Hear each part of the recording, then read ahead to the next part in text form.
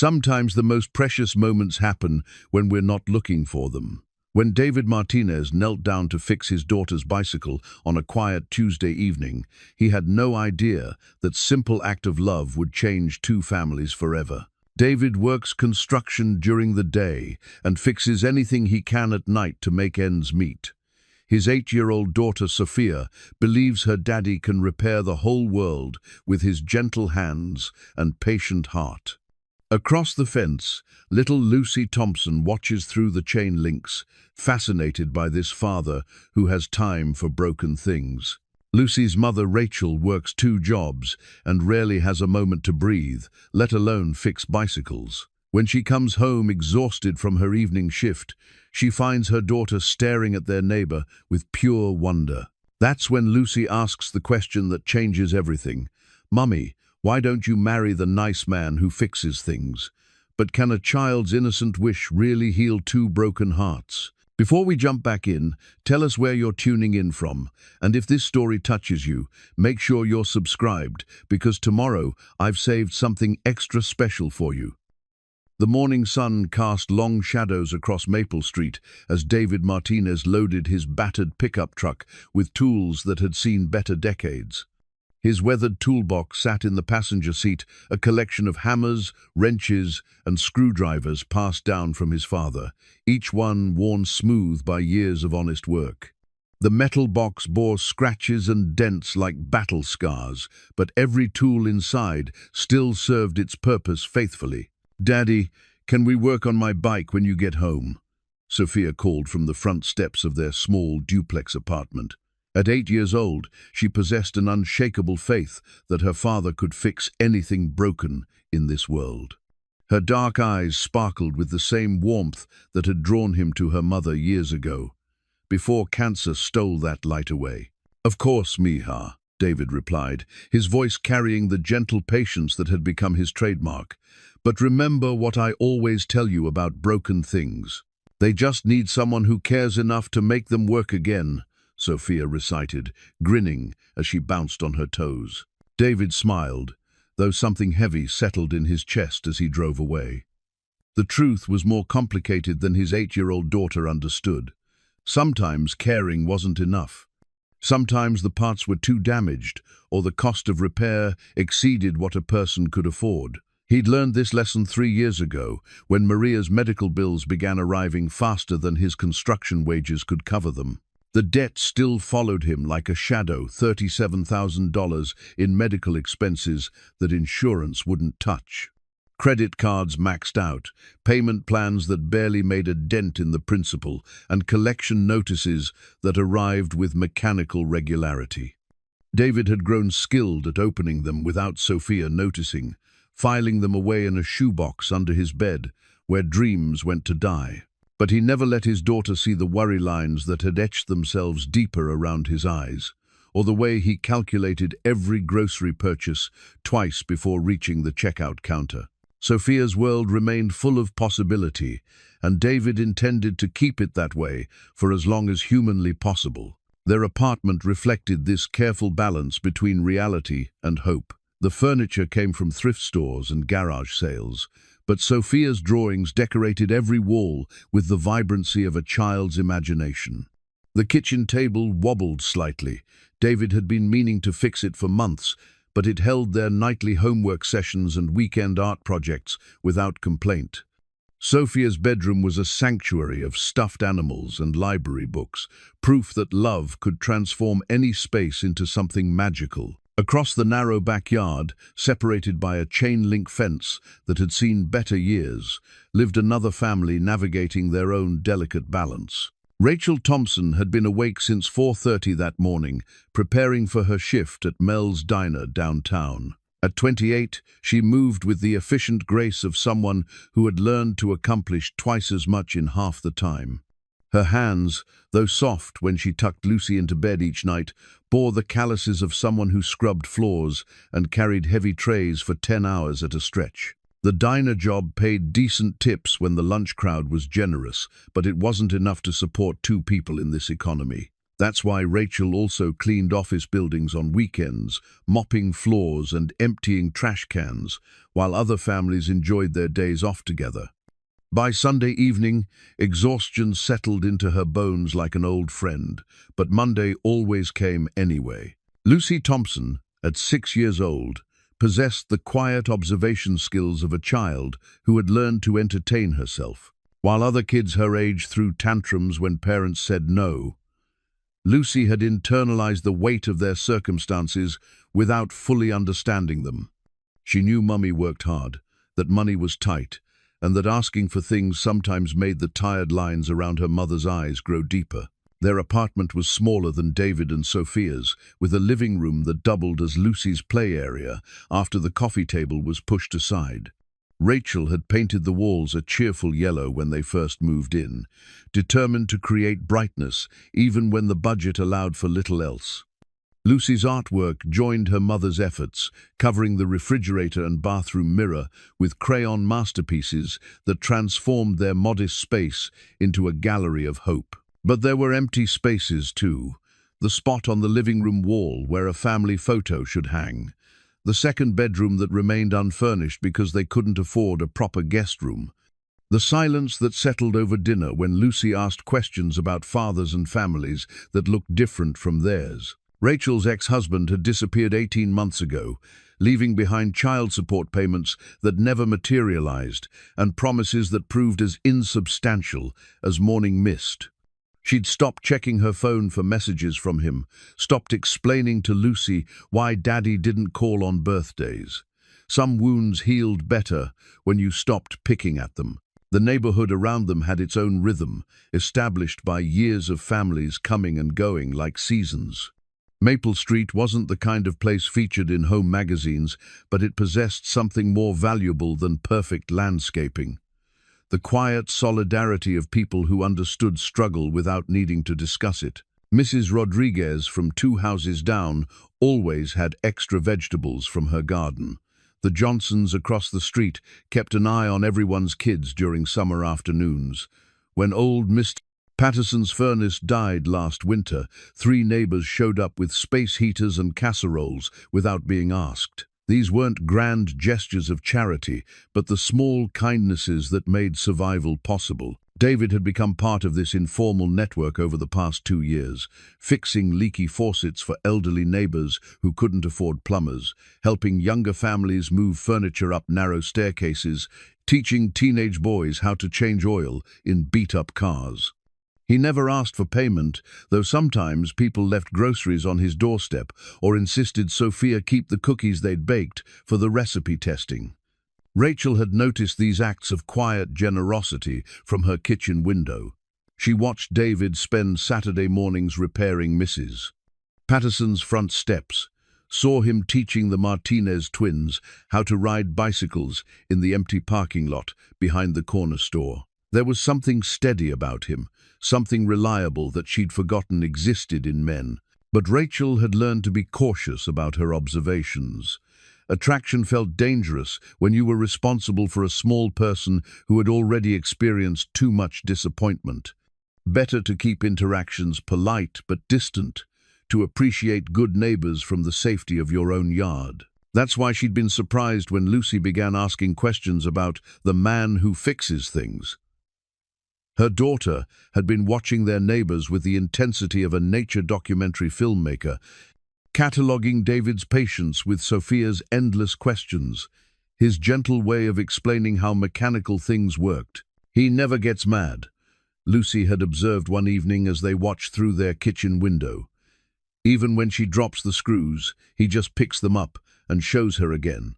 Rachel had nodded absently, though her heart performed an unexpected flutter at her daughter's words. She'd been married to a man who threw tools when projects didn't go according to plan, who considered children's curiosity an interruption rather than an opportunity. Watching David's natural teaching instincts felt like witnessing something foreign and wonderful. The evening that would change everything began like any other Tuesday. David returned from a construction site where he'd spent 10 hours installing drywall in a commercial building, his back aching and his hands stained with joint compound.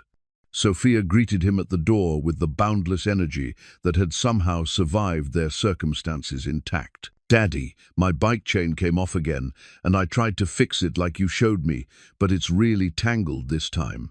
David followed his daughter to their small back porch, where her pink bicycle lay on its side like a wounded soldier. The chain had indeed wrapped itself around the gears in a way that would challenge even experienced mechanics. But as David knelt beside the bike, his expression remained patient and encouraging. "Well, let's see what we're working with here," he said, running his fingers along the twisted metal. "Remember what I taught you about complicated problems? Break them down into small pieces," Sophia recited, settling cross-legged beside him.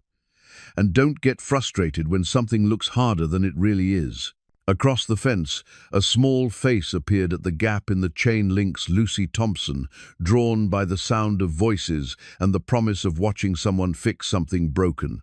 As David worked, explaining each step to Sophia in terms she could understand, he became aware of their audience. The little girl from next door watched with the focused attention of someone witnessing magic, her small fingers wrapped around the metal fence links. This was the moment when everything changed, though none of them realized it yet. A simple bicycle repair on an ordinary Tuesday evening, observed by a lonely child who had been waiting her whole life to see what fatherhood looked like when it was done right. The chain came free with a satisfying click, and Sophia cheered as if her father had just performed surgery. David smiled, wiping his hands on an old rag, unaware that across the fence, Lucy Thompson was forming a wish so powerful it would rearrange both their worlds. The Tuesday evening air carried the scent of dinner preparations from kitchen windows along Maple Street as David knelt beside Sophia's bicycle, his calloused fingers working through the twisted chain with practiced patience. The pink bike had been a birthday gift from his late wife, one of the last presents Maria had chosen before the cancer made shopping trips impossible. Now it served as both transportation and teaching tool, a way for David to pass on his father's lessons about persistence and problem-solving. "See how the chain wraps around this gear?" David pointed to the small metal teeth. "It's like a puzzle. Everything has to line up just right, or the whole system stops working." Sophia nodded solemnly, her 8-year-old face serious with concentration. "Like when you fix the washing machine, and all the parts have to be friends with each other." "Exactly like that, Mija." David smiled at his daughter's way of humanizing mechanical things. Sophia had inherited her mother's gift for finding personality in inanimate objects, a trait that made even the most mundane repairs feel like acts of rescue. From across the narrow yard, Lucy Thompson pressed her face against the chain-link fence, her small hands gripping the metal links as she watched this foreign ritual of father-daughter collaboration. At 6 years old, Lucy had seen plenty of broken things in her short life. Toys with missing pieces, appliances that wheezed and stopped working, promises that crumbled like old paper. But she had never witnessed the careful process of making something broken become whole again. David became aware of their audience as he worked, glancing up to see the little girl's wide eyes tracking his every movement. Her intense focus reminded him of Sophia when she was younger, that hungry way children watched adults perform what seemed like magic. "Are you stuck?" Lucy called through the fence, her voice carrying the earnest concern of someone who knew what it felt like when things couldn't be fixed. "Not stuck," David replied, looking up from the bicycle chain. "Just taking our time." The chain got itself in a pretty good tangle, but chains want to work properly. Sometimes they just need someone to help them remember how. Lucy moved closer to the fence, positioning herself where she could see through the largest gap in the links. "My tricycle doesn't work right either. The pedals make a squeaky noise, and sometimes they don't want to turn." Sophia perked up immediately. "Daddy can fix anything. He fixed our toaster and our doorknob and the wobbly chair and—" "Sophia," David interrupted gently, though his heart warmed at his daughter's faith in his abilities. Lucy's mother might prefer to take care of their repairs herself, but Lucy shook her head vigorously.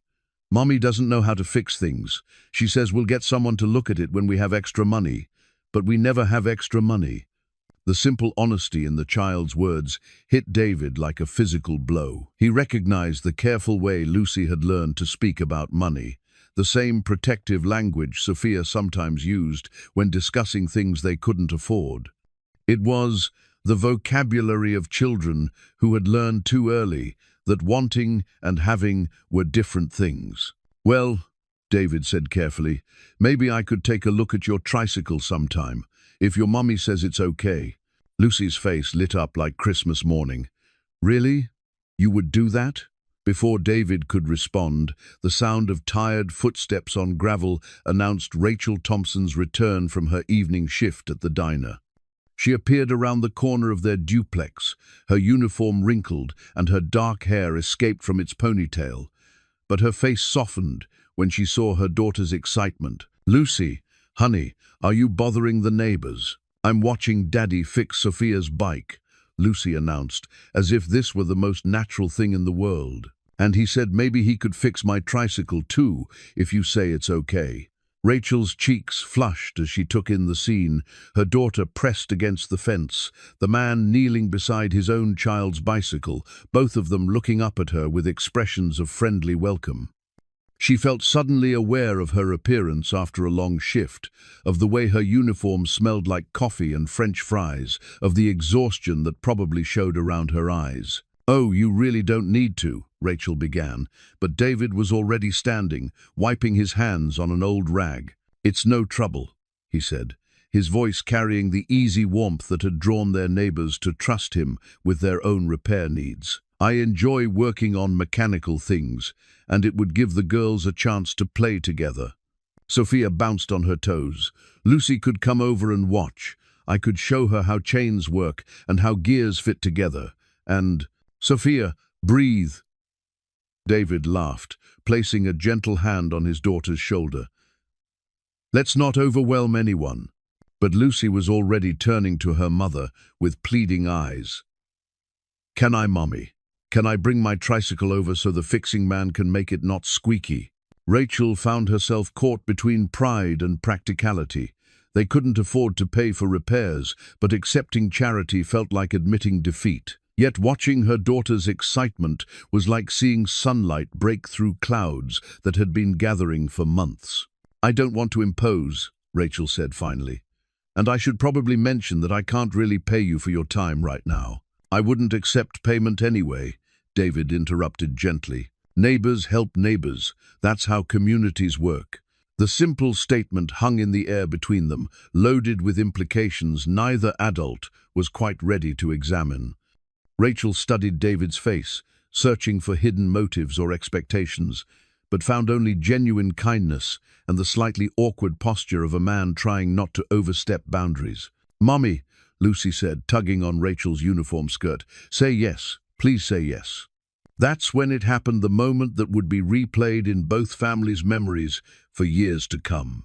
Lucy, with the fearless honesty that only 6-year-old children possess, looked from her tired mother to the kind man who fixed things, and asked the question that changed everything. "Why don't you just marry him, Mummy? Then he could fix all our broken stuff, and I could have a daddy who knows how to make things work, and Sophia could have a mummy who makes really good pancakes." The silence that followed Lucy's words was so complete that the distant sound of traffic seemed to fade away. David's hands went still on the bicycle chain. Rachel's face went through several shades of red. Sophia's eyes grew round with the possibilities her new friend had just outlined. "Lucy," Rachel whispered, her voice strangled with embarrassment. "You can't just people don't just—" "Why not?" Lucy asked, with the logical persistence of childhood. "You said you wished I had a daddy who was nice to me, and he's nice to Sophia all the time. And you're really good at taking care of people, so you could take care of him too. And then we could all live together, and nobody would have to be lonely anymore." David cleared his throat, his own face warm with the unexpected turn the conversation had taken. "Lucy, that's very sweet of you to think about, but grown-ups have to—" "You like my mummy," Lucy interrupted with confident certainty. "I can tell because you smile different when you look at her than when you look at other people. And Mommy likes you too because she watches you through the kitchen window when she thinks I'm not paying attention. Now it was Rachel's turn to look mortified. Lucy Elizabeth Thompson, and Sophia wants a mummy, Lucy continued, building steam. She told me yesterday that she asks her daddy for one every time she blows out birthday candles. So if you got married, everyone would get what they wanted, and nobody would have to be sad anymore. The two adults stared at each other across the fence, seeing their carefully guarded feelings reflected in each other's eyes. David was the first to speak, his voice gentle but slightly strained. "Lucy, sweetie, marriage is more complicated than fixing bicycles. People have to know each other really well before they make that kind of decision. So get to know each other," Lucy said, with the exasperated tone of someone explaining something obvious to slow adults. "That's what friends do. They talk and spend time together and learn about each other. And then, if they like what they learn, they get married and live happily ever after." Sophia, who had been listening with growing excitement, suddenly clapped her hands together. "Lucy's right. We could be sisters. And we could have family dinners and go to the park together and—" "Girls," David said firmly but kindly, "you need to slow down. These are big ideas that require a lot of thought." But the damage was done. The seed had been planted, the possibility spoken aloud. Lucy's innocent suggestion hung in the evening air like a bridge. Neither adult had been brave enough to build themselves, but now couldn't unsee. Rachel looked at David, really looked at him, seeing past the friendly neighbor to the gentle man who taught his daughter patience, who offered help without expecting anything in return, who had somehow raised a child full of joy despite obvious struggles of his own. David looked back at Rachel, seeing past the tired single mother to the woman who worked 2 jobs to provide for her daughter, who had painted their apartment yellow to bring in light, who had raised a child with enough love and security to believe in happy endings. And in that moment, both of them wondered if a 6-year-old might understand something about happiness that adults had forgotten in their careful calculations of risk and responsibility. The crumpled work schedule in Rachel's pocket felt heavier than it should as she walked to Mel's diner the next morning. Written in her own careful handwriting were the numbers that governed her life. Double shifts Monday through Friday, weekend cleaning jobs at the office complex downtown, and exactly 37 minutes between jobs to grab coffee and pretend she wasn't running on 3 hours of sleep. Lucy's words from the evening before echoed in her mind with embarrassing clarity. "Why don't you just marry him, Mummy?" The question had lodged itself somewhere between her rational thoughts and her secret hopes, refusing to be dismissed as childhood fantasy. Because the truth was, Rachel had noticed David Martinez long before her daughter decided to play matchmaker. She'd watched him through her kitchen window, more often than she cared to admit, drawn by his patient way of teaching Sophia about the world. There was something mesmerizing about a man who never raised his voice, who treated a child's endless questions as genuine opportunities for conversation rather than interruptions to more important business. During her lunch break, Rachel found herself staring out the diner window instead of reviewing the bills in her purse. Her co-worker Diane, a woman in her 50s who had been serving coffee and wisdom in equal measure for 20 years, slid into the booth across from her. "You've got that look," Diane observed, stirring sugar into her coffee with the practiced efficiency of someone who had perfected the motion decades ago. "What look?" "The look women get when they're thinking about a man they shouldn't be thinking about." Diane's eyes crinkled with humor. "Care to share what's got you so distracted you've been putting salt in the sugar dispensers?" Rachel's cheeks warmed. "It's nothing, just neighbor stuff." The kind of neighbor stuff that makes you check your reflection in every shiny surface and actually use lip gloss to work a Wednesday lunch shift. Before Rachel could protest, the bell above the diner door chimed, and her heart performed an unexpected somersault. David Martinez walked in, his work clothes clean but bearing the permanent stains that marked him as someone who worked with his hands. He spotted Rachel immediately and offered a smile that made her forget how to breathe properly. "Mrs. Thompson," he said, approaching their booth with the slight awkwardness of someone navigating new social territory. "I hope you don't mind, but I brought Lucy's tricycle home with me last night to take a look at it. Rachel had forgotten about the tricycle entirely, lost as she'd been in the mortification of her daughter's marriage proposal. "Oh, you really didn't have to. The pedals just needed some lubricant and a minor adjustment," David continued. "Nothing major. I was wondering if Sophia and I could bring it by this evening, maybe around 6. Sophia's been asking all morning when she gets to see Lucy again." Diane raised her eyebrows meaningfully, but David didn't notice. His attention was focused entirely on Rachel, whose carefully constructed defenses were crumbling under the weight of simple kindness. "That would be nice," Rachel managed. "Lucy hasn't stopped talking about you since yesterday. You and Sophia, I mean. She's excited about having friends so close by." "Good," David said, his smile reaching his eyes. "Sophia feels the same way. It's been just the two of us for a long time. Having other people around who care about her, it means more than you might realize." After David left, Diane leaned back in the booth with the satisfied expression of someone whose suspicions had been confirmed. "Neighbor stuff, my foot. That man is smitten, and you're not exactly fighting it off with a stick." "Diane, Rachel, honey, I've been watching people fall in love in this diner for 2 decades. That man just found 3 different ways to work your daughter's name into a conversation about bicycle repairs. And you lit up like a Christmas tree the moment he walked through that door." Rachel stared into her coffee, watching the cream swirl in patterns that reminded her of the careful way David had untangled Sophia's bicycle chain. "It's complicated. Love usually is, but sometimes the complicated parts aren't as important as we think they are." That evening, Rachel found herself changing clothes twice before David and Sophia arrived. Not because she was trying to impress anyone, she told herself, but because her work uniform smelled like French fries and her weekend cleaning clothes had bleach stains. The yellow sundress she finally settled on was practical, easy to wash, comfortable for playing with children in the backyard. Lucy had positioned herself at the front window an hour early, her face pressed against the glass as she watched for their neighbors. When David appeared with Sophia and the tricycle, Lucy's squeal of excitement could probably be heard 3 houses away. "They're here, Mummy, they're here, and look, my tricycle has shiny wheels." The tricycle did indeed look transformed. The rust spots had been sanded away and painted over, the seat wiped clean, the chain gleaming with fresh oil. But more impressive than the repairs was the way David had involved Sophia in the process. The little girl proudly carried a small bag of the tools they'd used, ready to explain each step to Lucy.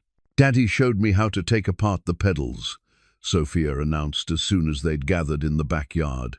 "And we use special oil that smells like lemons to make everything move smooth again." Lucy climbed onto her tricycle with reverent care, as if it were a precious gift rather than a second-hand toy rescued from a garage sale. When she pedaled around the small yard without a single squeak, her laughter was pure joy. "It works perfect," she called to David. "It's like you made it brand new." "Not brand new," David corrected gently. "But sometimes, things that are a little worn just need someone to pay attention to them, to clean off the dirt and oil, the moving parts, and tighten the loose screws." Rachel heard the metaphor in his words, saw the way his eyes met hers over the children's heads. The message was clear. Some things were worth the effort to restore. As the evening progressed, the barriers Rachel had carefully constructed began to feel less necessary. David asked thoughtful questions about her work, listened to Lucy's elaborate stories about her imaginary pet dragon, and somehow managed to make Rachel laugh for the first time in weeks. When Sophia skinned her knee on the rough concrete, he cleaned the scrape with the practiced gentleness of a parent who had dealt with countless minor injuries. "All better," he said, securing a bandage decorated with cartoon characters. "What do we say about scrapes and bruises?" "They're proof we're brave enough to try new things," Sophia recited, already running off to rejoin Lucy. "Good philosophy," Rachel observed. "My wife used to say that," David said quietly, then looked surprised at his own admission. I don't talk about her much anymore." "You don't have to explain." Rachel's voice was gentle. Losing someone you love, it changes everything. Yes, it does. David studied her face with curious eyes. Your husband, ex-husband. And he's very much alive, just very much gone. Rachel's laugh held no humor. Not the same thing, I know. But the empty space feels similar sometimes. They stood in comfortable silence, watching their daughters attempt to teach the tricycle how to perform tricks it was never designed for. The evening air carried the scent of barbecue from a neighbor's yard and the distant sound of children playing in other backyards along Maple Street. Lucy was right about one thing, David said eventually. What's that? Sophia does want a mother. She hasn't said it directly, but I see it in the way she watches other families at the park. The way she studies mothers and daughters when we're at the grocery store. David's voice carried the weight of a parent, trying to be everything to a child who needed more than one person could provide. And Lucy does want a father, Rachel admitted, a real one, someone who shows up and stays and doesn't make promises he can't keep. The honesty hung between them like a bridge neither was quite ready to cross. David reached out to steady the fence post that wobbled whenever the children leaned against it, his hands automatically assessing what would be needed to make the repair permanent. I could fix this, he said, more to himself than to Rachel. The whole fence section is loose, just needs some concrete and a few hours of work. You don't have to fix everything, you know, Rachel said softly. David looked at her, seeing past the polite deflection to the woman who was trying to protect herself from disappointment. Maybe not everything, but some things are worth fixing. Some things are worth the time and effort it takes to make them stable. The fence post wobbled again under Sophia's enthusiastic leaning, and Rachel found herself wondering if David was still talking about construction projects. As they said their goodbyes that evening, Lucy threw her arms around David's waist with the unconscious affection of a child who had decided he belonged in her world. Sophia hugged Rachel with equal enthusiasm, and for a moment the four of them felt like something that could be permanent. Later, after the neighbors had gone home and Lucy was bathed and tucked into bed, Rachel sat at her kitchen table with her work schedule spread before her. 47 hours at the diner this week, plus 12 hours of weekend cleaning. Every hour accounted for, every dollar needed for rent and groceries, and the thousand small expenses that came with raising a child alone. But for the first time in months, Rachel found herself wondering what her schedule might look like if she didn't have to carry the entire burden alone. If there was someone to share the evening routine, someone to fix the things that broke, someone to remind her that she was more than just Lucy's mother and the diner's most reliable waitress. She folded the schedule and put it away, but the questions it had raised lingered long after she turned off the lights. The neighborhood playground 3 blocks from Maple Street had seen better decades. The swing set leaned slightly to the left, the slide bore scratches from years of enthusiastic use, and the wooden borders around the sandbox had weathered to a soft gray. But on Saturday mornings, it transformed into a gathering place where the community's children claimed their territory with the same joyful intensity their parents had once brought to similar patches of worn grass and rusted equipment. David had suggested the playground outing with careful casualness, mentioning during Thursday evening's fence repair consultation that Sophia missed having other children to play with on weekends. Rachel had agreed with equal care, emphasizing that Lucy needed more social interaction with kids her own age. Neither adult acknowledged the obvious truth. They were looking for reasons to spend time together without the pressure of calling it a date. Sophia arrived that Saturday morning with a small backpack containing everything she deemed essential for playground success. A jump rope, a container of sidewalk chalk, 2 granola bars in case anyone gets hungry, and a first aid kit because playgrounds can be dangerous sometimes.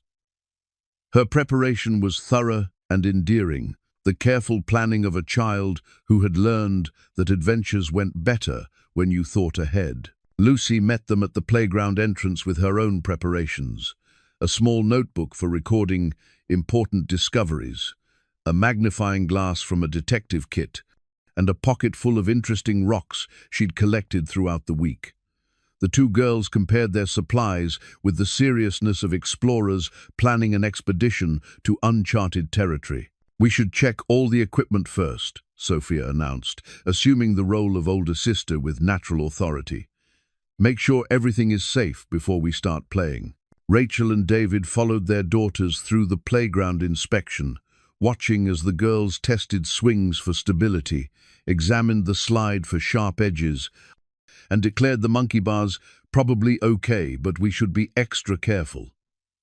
Their thorough safety assessment was both practical and touching, evidence of children who had learned to take care of themselves and others. "They're good kids," David observed, as they settled on a bench that provided clear sightlines to all the playground equipment. "They are," Rachel agreed. "Sometimes I think Lucy is more responsible than I am.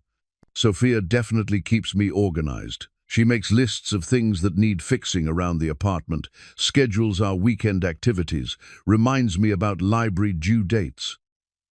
David's smile was warm with paternal pride. Her mother was like that always, thinking 3 steps ahead, making sure everyone was taken care of. It was the first time David had mentioned his wife without the careful distance he usually maintained around the subject. Rachel felt honored by the casual confidence, the way he'd shared the memory without seeming to weigh the emotional cost. "Lucy does the same thing," Rachel said. "She knows exactly how much money I have in my purse. Reminds me when bills are due. Tells me when I'm getting too tired to make good decisions. Sometimes I feel like she's raising me instead of the other way around." They watched their daughters attempt to organize a complex game that seemed to involve the slide, the swing set, and an elaborate point system based on successful completion of self-imposed challenges. The rules changed every few minutes as new possibilities occurred to them, but neither girl seemed concerned about consistency. "Can I ask you something?" David said, his voice carrying the careful tone of someone approaching potentially sensitive territory. Rachel nodded, though her shoulders tensed slightly in preparation for whatever question might follow. "What happened with Lucy's father? I mean, you don't have to answer if it's too personal, but..." "It's not too personal, just disappointing." Rachel watched Lucy demonstrate her rock-climbing technique on the jungle gym, noting the way her daughter checked each handhold twice before trusting her weight to it. "He was charming when we were dating. Talked about wanting a family, about being the kind of father he'd never had. But when Lucy was born, reality hit him pretty hard." David waited, giving her space to continue or change the subject as she preferred. "Babies are work," Rachel continued. "They're messy and loud and expensive, and they don't care if you're tired or stressed or not ready to be responsible for another human being. Mark, that's his name, he tried for about 18 months. But he was always looking for exits, always finding reasons why someone else should handle the difficult parts. And then he found a permanent exit. Rachel confirmed. Left a note saying he wasn't cut out for family life, that Lucy and I deserved better than what he could give us. Which was probably the most honest thing he'd ever said, but not exactly the kind of honesty that helps when you're left alone with a toddler and a pile of bills. Sophia's laughter carried across the playground as she and Lucy discovered that the swings could be used for an elaborate game involving synchronized pendulum motion. Their joy was infectious, drawing smiles from other parents and children nearby. "I'm sorry," David said quietly. "That must have been terrifying." It was, but also liberating, eventually. I stopped waiting for him to become the person I needed him to be and started figuring out how to be everything Lucy needed myself. It's exhausting, but at least it's reliable. David understood the sentiment more than Rachel realized. After Maria's death, he'd gone through a similar process of accepting that he would have to be both parents to Sophia, that waiting for help or rescue was less practical than learning to carry the full load alone. "What about you?" Rachel asked. "Do you ever think about, has there been anyone since?" "No," David said simply. "There have been women who expressed interest, but Sophia and we're a package deal, and most people aren't looking for that kind of instant responsibility." "Their loss," Rachel said, and meant it. They fell into comfortable silence, watching their daughters invent increasingly complex playground challenges. Other families had arrived, and the park was filling with the cheerful chaos of weekend recreation. But Rachel found herself aware mainly of David's presence beside her, the way his attention moved between their playing children and her face, the comfortable ease with which they'd settled into conversation. "Daddy," Sophia called from the top of the slide. "Watch this. Lucy taught me how to go down backwards." "That looks dangerous," David called back, but his tone was indulgent rather than worried. "Be careful." "We're always careful," Sophia replied, then promptly demonstrated a sliding technique that was neither careful nor conventional, but resulted in delighted laughter from both girls. "She's fearless," Rachel observed. "Too fearless sometimes. Maria used to say Sophia got my stubbornness but her sense of adventure. Not always the safest combination. Lucy's the opposite. She thinks everything through 6 times before taking any risks. Sometimes I worry she's too cautious for her own good. Maybe they balance each other out." The comment hung between them, loaded with implications about more than just their daughter's playground dynamics. Rachel found herself imagining Lucy with an older sister to encourage her bravery, Sophia with a younger sister to help her think before leaping. The picture felt natural in a way that surprised her. "Mom," Lucy ran over, her cheeks flushed with excitement. "Sophia says her daddy is going to teach us both how to ride bicycles without training wheels. Can we do that? Please?" Rachel looked at David, who shrugged with the resigned expression of a parent whose child had just made social commitments on his behalf. "If your mum thinks it's a good idea," David said, "but bicycle lessons are serious business. You have to promise to listen carefully and practice patience." "We promise," both girls chorused, already bouncing with anticipation. "I don't know," Rachel said slowly. "Bicycle riding is pretty advanced." "Please, Mommy," Lucy pleaded. "Sophia says her daddy taught her when she was my age, and she only fell down 3 times. I can handle falling down 3 times." David laughed. "It might be more than 3 times, Lucy. Learning to balance takes practice. But if you're willing to work hard and not give up when it gets difficult, I'd be happy to teach you both." The bicycle lessons were scheduled for the following weekend, but the conversation continued as they walked home from the playground. Sophia and Lucy skipped ahead, their friendship cementing with each shared discovery and successful challenge. Behind them, Rachel and David moved with the careful distance of adults who were beginning to realize their careful boundaries were shifting. "You don't have to teach her," Rachel said as they reached the corner where their paths would diverge. "Lucy can be pretty determined when she wants something, but I don't want you to feel obligated." "I want to," David interrupted gently.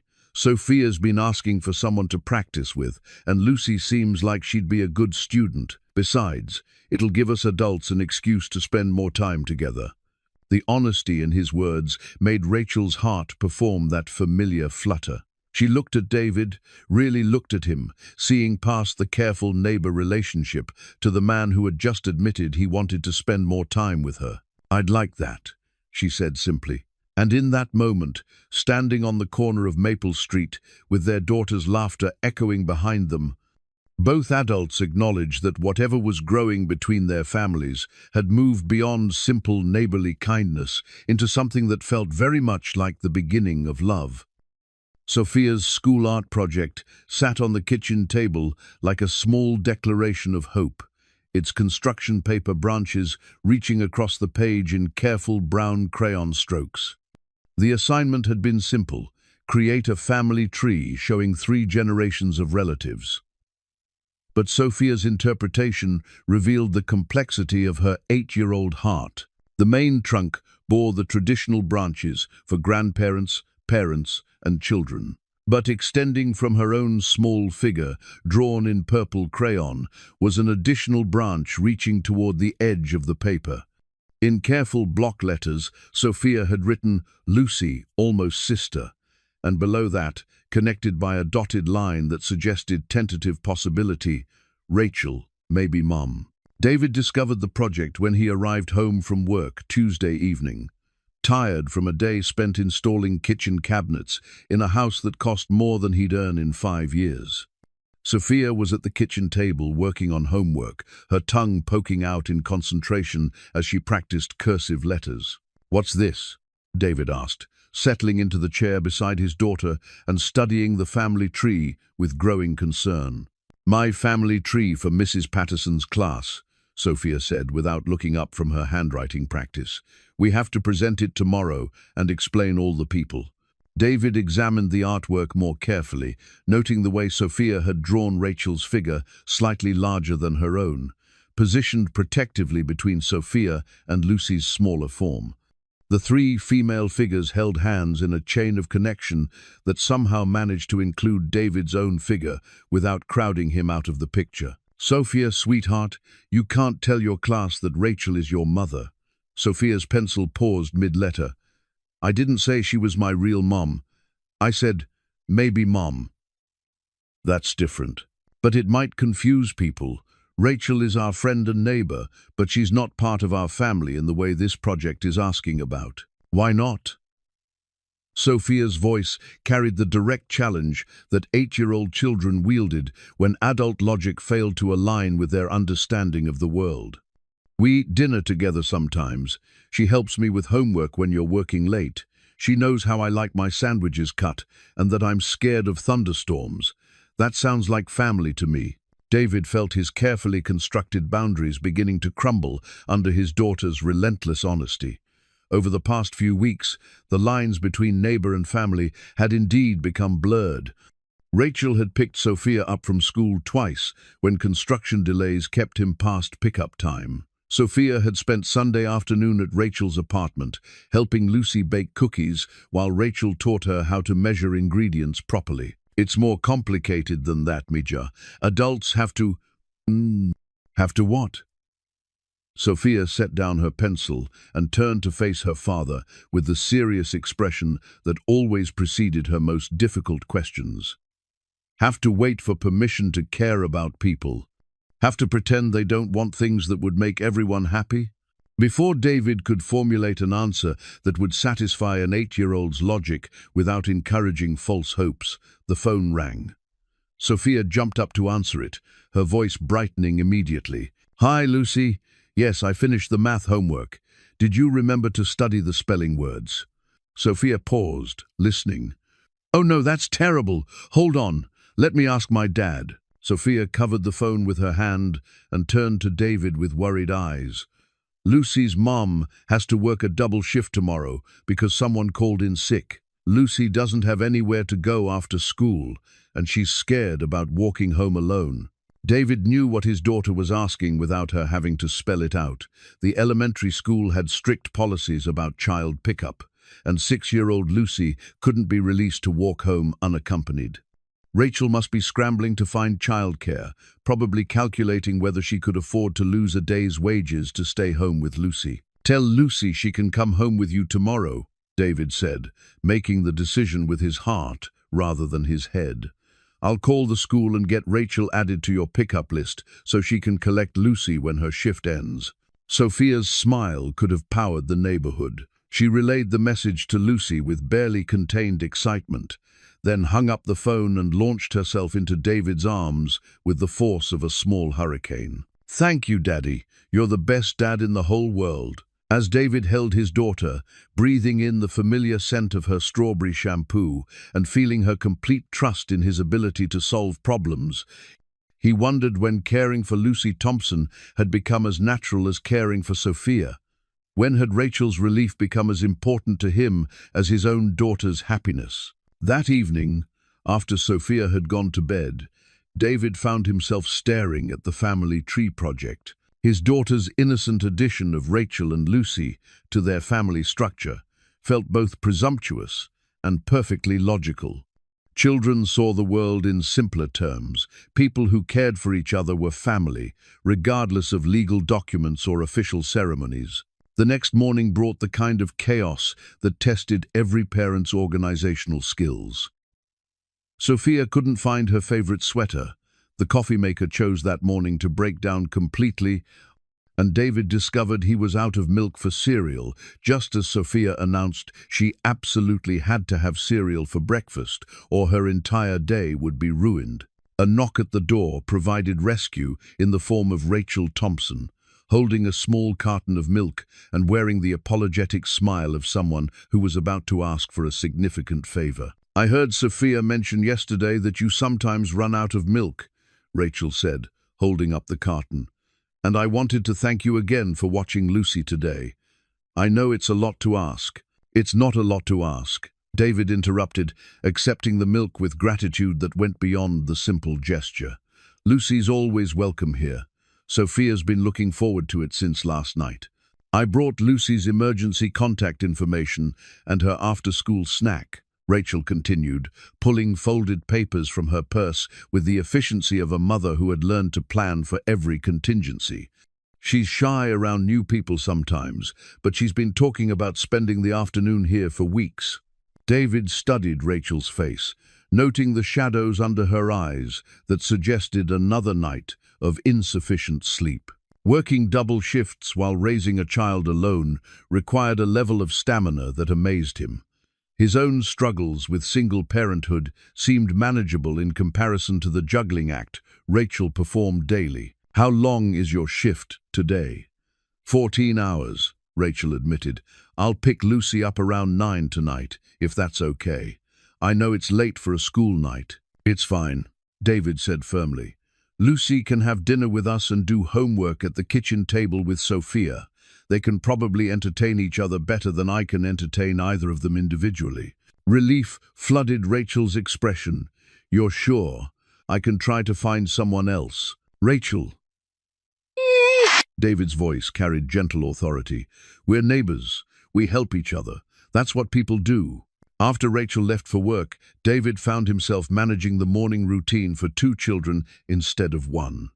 Lucy arrived precisely at 7:30, carrying a small backpack and wearing the solemn expression of a child trying to be on her best behavior in someone else's house. "Thank you for letting me come over, Mr. Martinez," Lucy said, with the formal politeness her mother had obviously coached into her. "You can call me David," he replied, kneeling to her eye level. "And you don't have to thank me. Sophia's been planning activities for you all week." The walk to school revealed the depth of planning Sophia had indeed undertaken. She'd prepared a complete schedule for Lucy's afternoon visit, including homework time, snack preparation, and what she called important sister training activities. Lucy listened to these plans with the serious attention of someone receiving classified information. "What's sister training?" David asked, curious about his daughter's curriculum design. "I'm going to teach Lucy how to braid hair and how to make friendship bracelets, and how to tell when grown-ups are being silly about important things," Sophia explained with the confidence of someone who had obviously given this considerable thought. "What kind of important things? Like when they pretend they don't like each other when everyone can see that they do," Sophia said, with the devastating honesty that 8-year-old children wielded like precision instruments. David felt his cheeks warm as Lucy nodded sagely, as if Sophia had just explained a fundamental truth about adult behavior that she'd been wondering about herself. At pickup time, David collected both girls with the efficiency of someone who had been managing 2 children for years rather than hours. Lucy chatted about her day with the kind of detailed enthusiasm usually reserved for major life events, while Sophia basked in the glow of successful hostess duties. The afternoon at David's apartment unfolded with surprising smoothness. Both girls tackled homework with mutual support, Sophia helping Lucy with reading comprehension, while Lucy shared her superior knowledge of arithmetic. They prepared snacks together, negotiated television viewing choices with diplomatic maturity, and created an elaborate fort in the living room, using furniture and every available blanket. "Lucy's really good at making corners stay put," Sophia announced as they surveyed their architectural achievement. "And she knows how to make the blankets not fall down." "Sophia taught me the best way to arrange pillows for maximum comfort," Lucy replied, settling into their creation with satisfaction. "This is the best fort I've ever been in." David watched their collaboration with growing amazement. The 2 girls had developed a natural rhythm of give and take, each contributing strengths that complemented the other's abilities. Lucy's methodical approach balanced Sophia's creative enthusiasm, while Sophia's confidence encouraged Lucy to take small risks she might otherwise avoid. When dinner time arrived, David found himself cooking for three with the same ease he'd once reserved for family meals. Lucy set the table without being asked, arranging napkins with the careful precision of someone who took domestic responsibilities seriously. Sophia provided running commentary on David's cooking techniques, translating his methods for Lucy's benefit as if she were hosting her own cooking show. "Daddy always makes the rice first because it takes the longest," Sophia explained. "And he puts a little bit of oil in the water so it doesn't stick together. Lucy, did you know that's why restaurant rice tastes better than regular rice?" "I didn't know that," Lucy replied, filing away this information with the seriousness of someone building a comprehensive database of useful knowledge. "My mom usually makes rice from the box that has directions on the side." "Box rice is good too," David said diplomatically. "Different families have different ways of doing things. That's what makes visiting interesting." After dinner, the girls settled at the kitchen table with homework, while David tackled the dishes. Their quiet conversation provided a peaceful soundtrack, Lucy asking questions about long division, Sophia explaining her teacher's particular preferences for handwriting style, both of them discussing their plans for an upcoming school book fair with the intensity of generals planning military strategy. "David," Lucy's voice was tentative, as if she were testing the boundaries of their newly established familiarity. "Yes, Lucy. Would it be okay if I drew a picture for you, to say thank you for letting me stay here today?" David turned from the sink, seeing the earnest hope in Lucy's expression. "I'd like that very much. What kind of picture?" "A picture of all of us," Lucy said, already reaching for the art supplies Sophia had arranged on the counter. "Like a family picture, but drawn instead of photographed." Sophia looked up from her homework with bright eyes. "Can I help? I'm really good at drawing hair, and Lucy's better at faces." "That sounds like a perfect collaboration," David agreed, though his heart performed that familiar flutter at Lucy's casual reference to all of us as family. As the girls worked on their artistic project, David finished the evening routine with a sense of completeness he hadn't experienced in years. Having Lucy in their home didn't feel like managing an extra child. It felt like their small family had simply expanded to include someone who had always belonged there. When Rachel arrived at 9 o'clock, she found both girls asleep on the living room floor, curled up in their blanket fort like puppies in a nest. The drawing they'd created together was spread between them, a colorful representation of 4 stick figures holding hands in front of a house with a carefully detailed garden. "They've been planning this all week," David said quietly, careful not to wake the sleeping children. "I think Lucy's appointment here was the highlight of Sophia's month." Rachel studied the drawing, noting the way the girls had positioned the 4 figures, 2 adults, 2 children, arranged not as separate families, but as a single unit. The house in the background featured details that belonged to both apartments, David's small garden patch and Rachel's yellow kitchen curtains. "She drew us as a family," Rachel whispered, her voice carrying wonder and something that might have been longing. "Children see things differently than adults do," David replied. "Sometimes I think they see things more clearly." As Rachel gently woke Lucy and gathered their belongings, David found himself reluctant to see them leave. The evening had felt natural in a way that surprised him, not like babysitting or helping out a neighbor, but like the kind of family routine he remembered from his marriage but thought he'd lost forever. "Thank you," Rachel said at the door, Lucy drowsy in her arms, "for everything. I know it was a lot." "It wasn't a lot," David interrupted gently. "It was wonderful. Lucy's welcome here any time." After they left, David cleaned up the art supplies and folded the blankets from the fort, but he left the drawing on the kitchen table next to Sophia's family tree project. 2 children's perspectives on what family could look like, both including people who weren't related by blood, but were connected by something equally powerful. As he turned off the lights and checked on Sophia, David realized that his daughter's school project might not be as presumptuous as he'd initially thought. Maybe the maybe mom designation was exactly the kind of honesty that adults needed to hear, even when it scared them, especially when it scared them. The broken fence between their properties had been an eyesore for months, its chain-link sections sagging and several posts leaning at angles that suggested eventual collapse. David had been meaning to address it since moving into the duplex, but the project had fallen victim to the endless list of more urgent repairs that consumed his weekend hours. Now, watching Sophia and Lucy play together in the shared yard space, the fence felt less like a boundary and more like an unnecessary obstacle. "I could fix that for both of us," David mentioned to Rachel on a Thursday evening as they supervised the girls' latest engineering project, an elaborate chalk obstacle course that wound between both yards. "Split the cost of materials, make the whole thing stable again."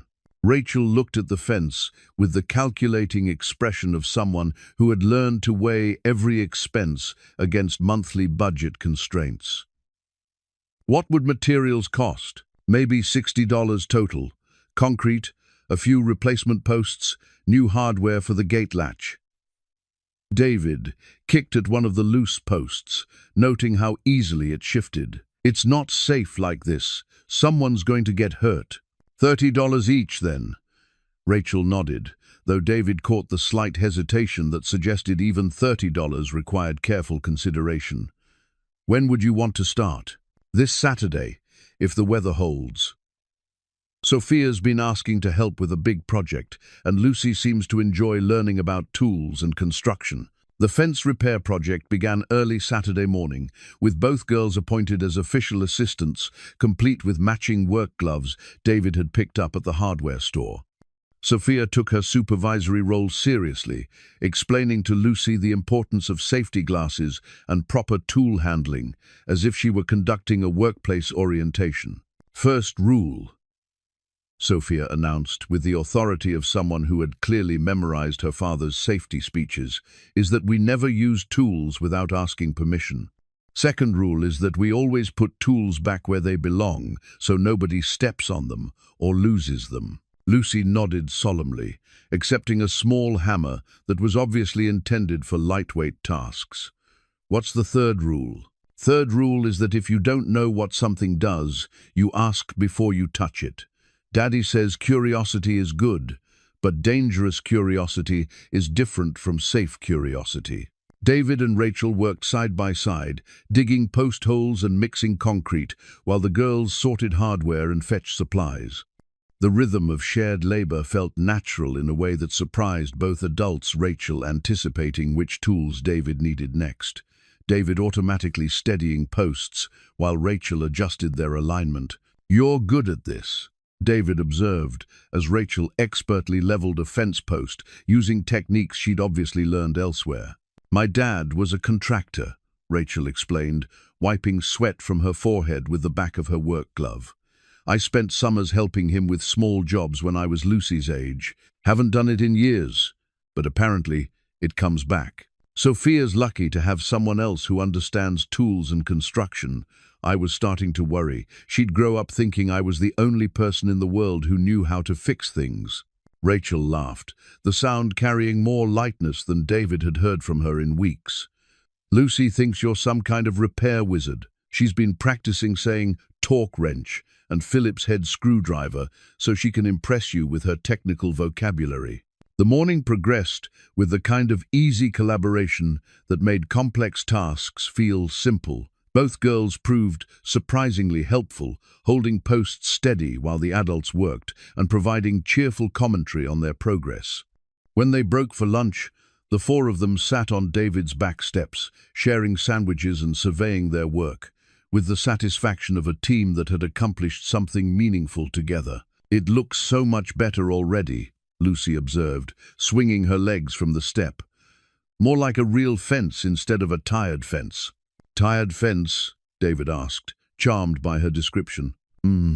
Like when Mummy comes home from work and needs to sit down for a while before she can do anything else."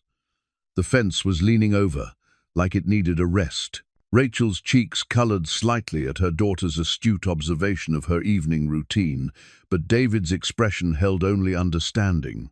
Everyone gets tired sometimes, David said gently. Moms and dads and fences. The important thing is taking care of each other so everybody gets the rest they need. After lunch, their work was interrupted by the arrival of an unexpected visitor. A man in his early 30s approached the yard with the confident stride of someone who belonged there, though David had never seen him before. Rachel's face went pale as she recognized him, her hand automatically reaching for Lucy's shoulder in a protective gesture. "Mark," Rachel said, her voice carefully neutral, "what are you doing here?" "Hello, Rachel." Lucy.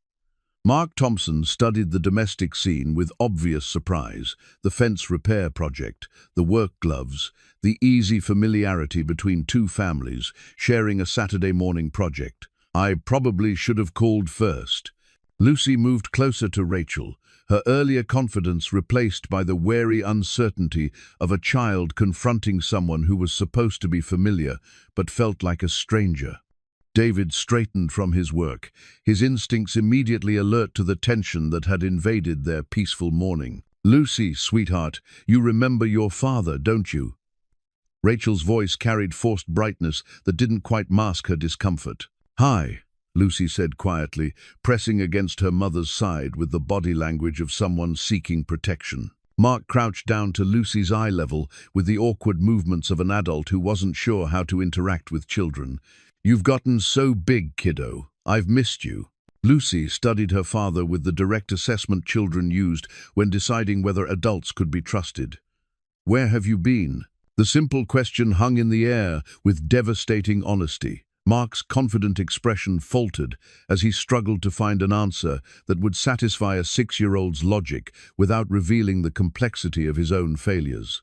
"I've been working far away," Mark said finally. "But I'm back now, and I was hoping we could spend some time together. Maybe I could take you for ice cream. Just the two of us." Lucy looked up at Rachel, then at David and Sophia, before returning her attention to her father. "I don't want to go for ice cream. I want to finish fixing the fence. We're almost done, and David said I could help paint the gate when the concrete is dry."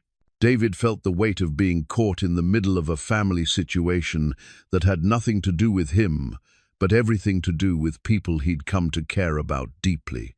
Mark's presence shifted the dynamic of their small group, introducing complications and questions that threatened the stability they'd been building. "Lucy," Rachel said gently, "your father drove a long way to see you. Maybe we could finish the fence another time." "No," Lucy said with the stubborn determination that was usually reserved for bedtime negotiations. "I want to stay here. David needs my help, and Sophia and I are a team." Sophia, who had been watching the adult interaction with the careful attention of a child who sensed important undercurrents, stepped closer to Lucy in a gesture of silent support. Mark's expression tightened with frustration. "Rachel, could I talk to you privately for a minute?" David began gathering tools, recognizing the need to give the family space to navigate their complicated reunion. "Sophia, let's go inside and let Lucy visit with her father." "But we're not finished with the fence," Sophia protested, her 8-year-old sense of justice offended by the interruption of their project. "The fence will wait," David said firmly, though his eyes met Rachel's with a silent message of support. "We can finish it later." As David and Sophia retreated to their apartment, David found himself in the unexpected position of managing his daughter's disappointment while wrestling with his own complicated feelings about Mark Thompson's return. The man had every right to visit his daughter, but the timing felt intrusive, disrupting the careful balance the four of them had established. "Why did Lucy's dad make her sad?" Sophia asked, settling at the kitchen table with the directness of someone who expected honest answers from adults. "It's complicated, Mija. Sometimes when people go away for a long time, it takes time for everyone to remember how to be comfortable together again. But Lucy was happy before he came, and now she's not happy. That seems like going backwards instead of forwards." David had no adequate response to his daughter's logic. From Sophia's perspective, the equation was simple. Lucy had been content and secure in their shared routine, and Mark's arrival had disrupted that contentment without offering anything better in return. Through the kitchen window, David could see Rachel and Mark engaged in what appeared to be an intense conversation, while Lucy sat on the back steps with the defeated posture of a child who had become the subject of adult negotiations rather than a participant in them. "Are we still going to be friends with Lucy and Rachel?" Sophia asked, her voice carrying the worry of someone who had learned that adult relationships could change without warning. "Yes," David said firmly, making a decision that had more to do with his heart than his head. "We're still going to be friends with them. No matter what happens with Lucy's father, that doesn't change how we feel about Lucy and Rachel." Sophia nodded, satisfied with this assurance. But David found himself staring out the window and wondering if Mark Thompson's return would force Rachel to choose between the stability they'd been building and the legal obligations of co-parenting with a man who had already proven himself unreliable. The fence repair project remained unfinished that afternoon, its concrete posts set, but its symbolic significance hanging in the balance. The barrier between their families had been partially removed, but new obstacles had appeared that might prove more difficult to overcome than rusted chain link and loose hardware. As evening approached and Mark finally left without Lucy, whose refusal to accompany him had been absolute and unwavering, David found himself hoping that some fences, once you began removing them, became impossible to rebuild. The medical bill arrived on a Tuesday morning, slipped between grocery store circulars and credit card offers like a landmine disguised as routine mail. David had been expecting it. The collection agency had been calling for weeks, but seeing the amount printed in stark black numbers still felt like a physical blow. $37,418. Final notice. Payment required within 30 days, or the account would be forwarded to legal proceedings. David folded the letter carefully and placed it with the others in the shoebox under his bed, but this time the ritual felt different. Final notice meant exactly that: no more payment plans, no more negotiations, no more hoping that time would somehow solve the problem. Maria's cancer treatment had saved her life for an additional 18 months, but the cost of those months was about to destroy the life he'd built for Sophia. The job offer had come the day before, delivered by phone, while Sophia was at school and the house was quiet enough for serious conversations. A construction foreman position in Denver, Colorado. $65,000 a year, plus benefits, plus a signing bonus that would cover moving expenses and then some. The kind of opportunity that appeared once in a lifetime for someone with David's background and experience. "The job's yours if you want it," the recruiter had said. "We need someone who can start within 6 weeks. I know it's quick, but the housing market in Denver is favorable right now, and the schools are excellent. Good place to raise a family." David had asked for time to consider the offer, but in his heart, he knew there was no real choice to be made. The Denver salary would allow him to pay off Maria's medical debt within 2 years instead of 20. Sophia could have the kind of educational opportunities that weren't available in their current neighborhood. They could start fresh in a place where financial stress wasn't a constant shadow over every decision. But starting fresh meant leaving Rachel and Lucy behind, just as their 4 lives had begun weaving together into something that felt like family. Sophia found him that evening, sitting at the kitchen table with the medical bill spread before him, his laptop open to apartment listings in Denver neighborhoods. She approached with the careful steps of a child who had learned to read her father's moods through small signals, the set of his shoulders, the way he held his head when worrying about money. "Are we moving away?" Sophia asked, settling into the chair beside him and studying the computer screen with the serious attention of someone who understood that her entire world might be about to change.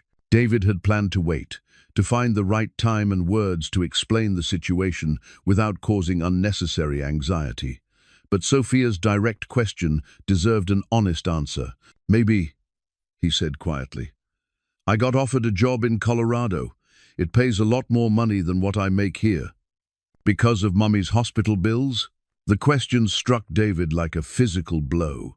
He'd thought he'd been successful in shielding Sophia from the financial pressures that haunted their daily life.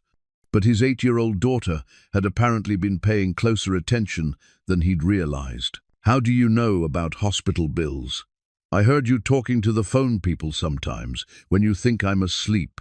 And I saw some of the letters when they fall out of your jacket pocket." Sophia's voice was matter-of-fact, but her eyes held the kind of understanding that children shouldn't have to carry. "The hospital people want money we don't have, and that's why you work so many extra hours, and why we eat spaghetti so much, and why you always say no when I ask for things at the store." David felt his carefully constructed defenses crumble under his daughter's relentless honesty. He'd spent 3 years trying to protect her from the reality of their financial situation, but Sophia had absorbed it anyway through the 1,000 small economies and sacrifices that shaped their daily routine. "The Denver job would pay enough to solve those problems," David said carefully. "We could have a bigger apartment, and you could take music lessons or art classes if you wanted. There would be money for the things we can't afford now." Sophia studied the computer screen, scrolling through photos of apartments with modern appliances and spacious bedrooms. The images represented possibilities that their current life couldn't offer: security, comfort, freedom from the constant calculation of expenses. "But we would have to leave Rachel and Lucy," Sophia said, her voice small. "Yes, we would have to leave them." Sophia was quiet for a long moment, processing information that was too complex for her age, but unavoidable given their circumstances. When she spoke again, her words carried the weight of someone who had learned that loving people sometimes meant making difficult choices. "Do we have to decide right now? Soon. The job starts in 6 weeks. And if we don't take the job?" David hesitated, unwilling to burden his daughter with the full weight of their financial crisis, but unable to lie about their limited options. "Then we keep trying to make things work here, but it would be harder." Sophia nodded with the grave acceptance of a child who had never been allowed the luxury of believing that adults could solve every problem. She reached across the table and touched the medical bill with one small finger, as if she could make the numbers disappear through sheer force of will. "I don't want to leave Lucy and Rachel," she said quietly. "They're our family now." "I know, Misha. I don't want to leave them either. But you think we have to." David looked at his daughter, really looked at her, seeing past the 8-year-old exterior to the resilient, thoughtful person she was becoming despite their circumstances. Sophia had inherited her mother's strength and her father's practical nature, but she'd also developed something uniquely her own: the ability to love people completely while understanding that love sometimes required sacrifice. "I think we might have to," David admitted, the words feeling like surrender. The next morning, David called the Denver recruiter and asked for another week to make his final decision. Then he drove to the bank and met with a loan officer who reviewed his financial situation with the detached professionalism of someone who delivered bad news for a living.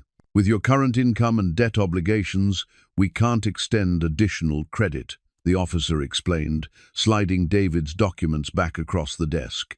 "The medical debt represents too significant a liability for unsecured lending." David had expected the rejection, but hearing it confirmed still felt like watching a door close on his last hope of staying in town. The Denver job wasn't just an opportunity anymore, it was the only viable solution to their financial crisis. At lunchtime, he found himself at Mel's diner, seeking the comfort of Rachel's presence, even though he couldn't bring himself to tell her about the job offer. She moved through her shift with the efficient grace he'd come to admire, managing difficult customers and complex orders while maintaining the kind of warm professionalism that earned good tips and repeat business. "You look like someone stole your lunch money," Rachel observed, sliding into the booth across from him during her break. "Everything okay?" David wanted to tell her everything about the medical bills, the job offer, the impossible choice between financial security and the family they'd been building together. But the words stuck in his throat, trapped between his need for honesty and his fear of burdening her with problems she couldn't solve. Just work stress, he said finally. Construction projects and deadlines. Rachel studied his face with the intuitive understanding of someone who had learned to read distress in others' expressions. If you need to talk about anything, I mean anything at all, you know, I'm here, right? The kindness in her voice nearly broke his resolve. David reached across the table and took her hand, memorizing the warmth of her skin and the way her fingers curved to fit against his palm. I know, he said quietly, and that means more than you realize. That evening, Sophia approached the problem with the methodical determination she'd inherited from both parents. She spread her school supplies across the kitchen table and began writing what appeared to be a very serious letter, consulting a dictionary for proper spelling and crossing out words that didn't meet her standards. "What are you working on?" David asked, settling beside her to help with dinner preparation. "A letter to the hospital people," Sophia replied, without looking up from her careful printing. "I'm going to explain that we need more time to pay them back and that we're good people who just had bad luck with being sick." David's heart clenched as he watched his 8-year-old daughter attempt to negotiate with creditors through pure honesty and appeal to human decency. The letter was touching in its innocence and heartbreaking in its futility, but he didn't have the heart to explain why billing departments couldn't be swayed by a child's logic. "That's very thoughtful, Mija, but hospital bills are complicated, and I know they're complicated," Sophia interrupted with unusual sharpness. "But maybe they're complicated because nobody ever explains to the hospital people that behind every bill is a real family with real feelings. Maybe if they understood that paying them means we can't stay near the people we love, they would find a different solution." Sophia's words hung in the air like a challenge to every assumption David had made about their situation.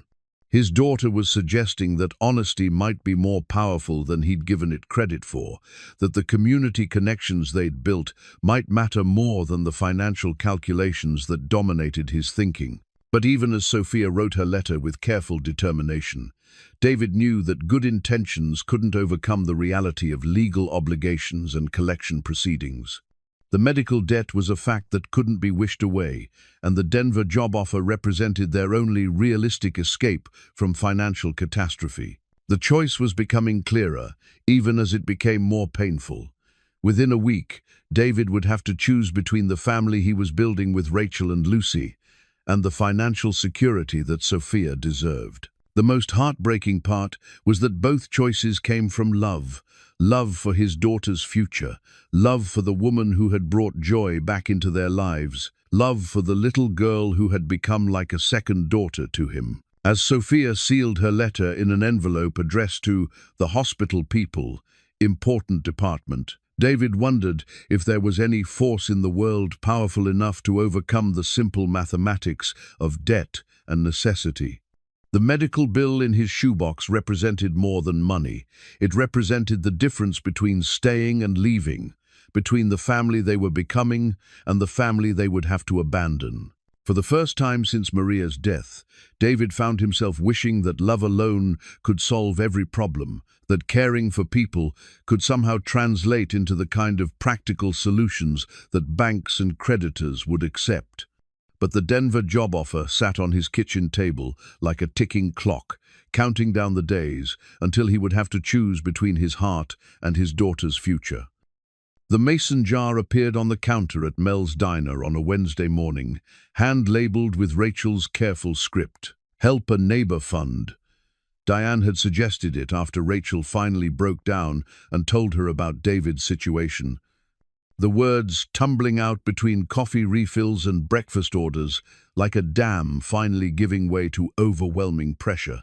"That man has been fixing half this neighborhood's problems for 2 years, Diane had said, with the firm conviction of someone who had witnessed David's quiet generosity firsthand. Now, it's time for the neighborhood to fix one of his problems.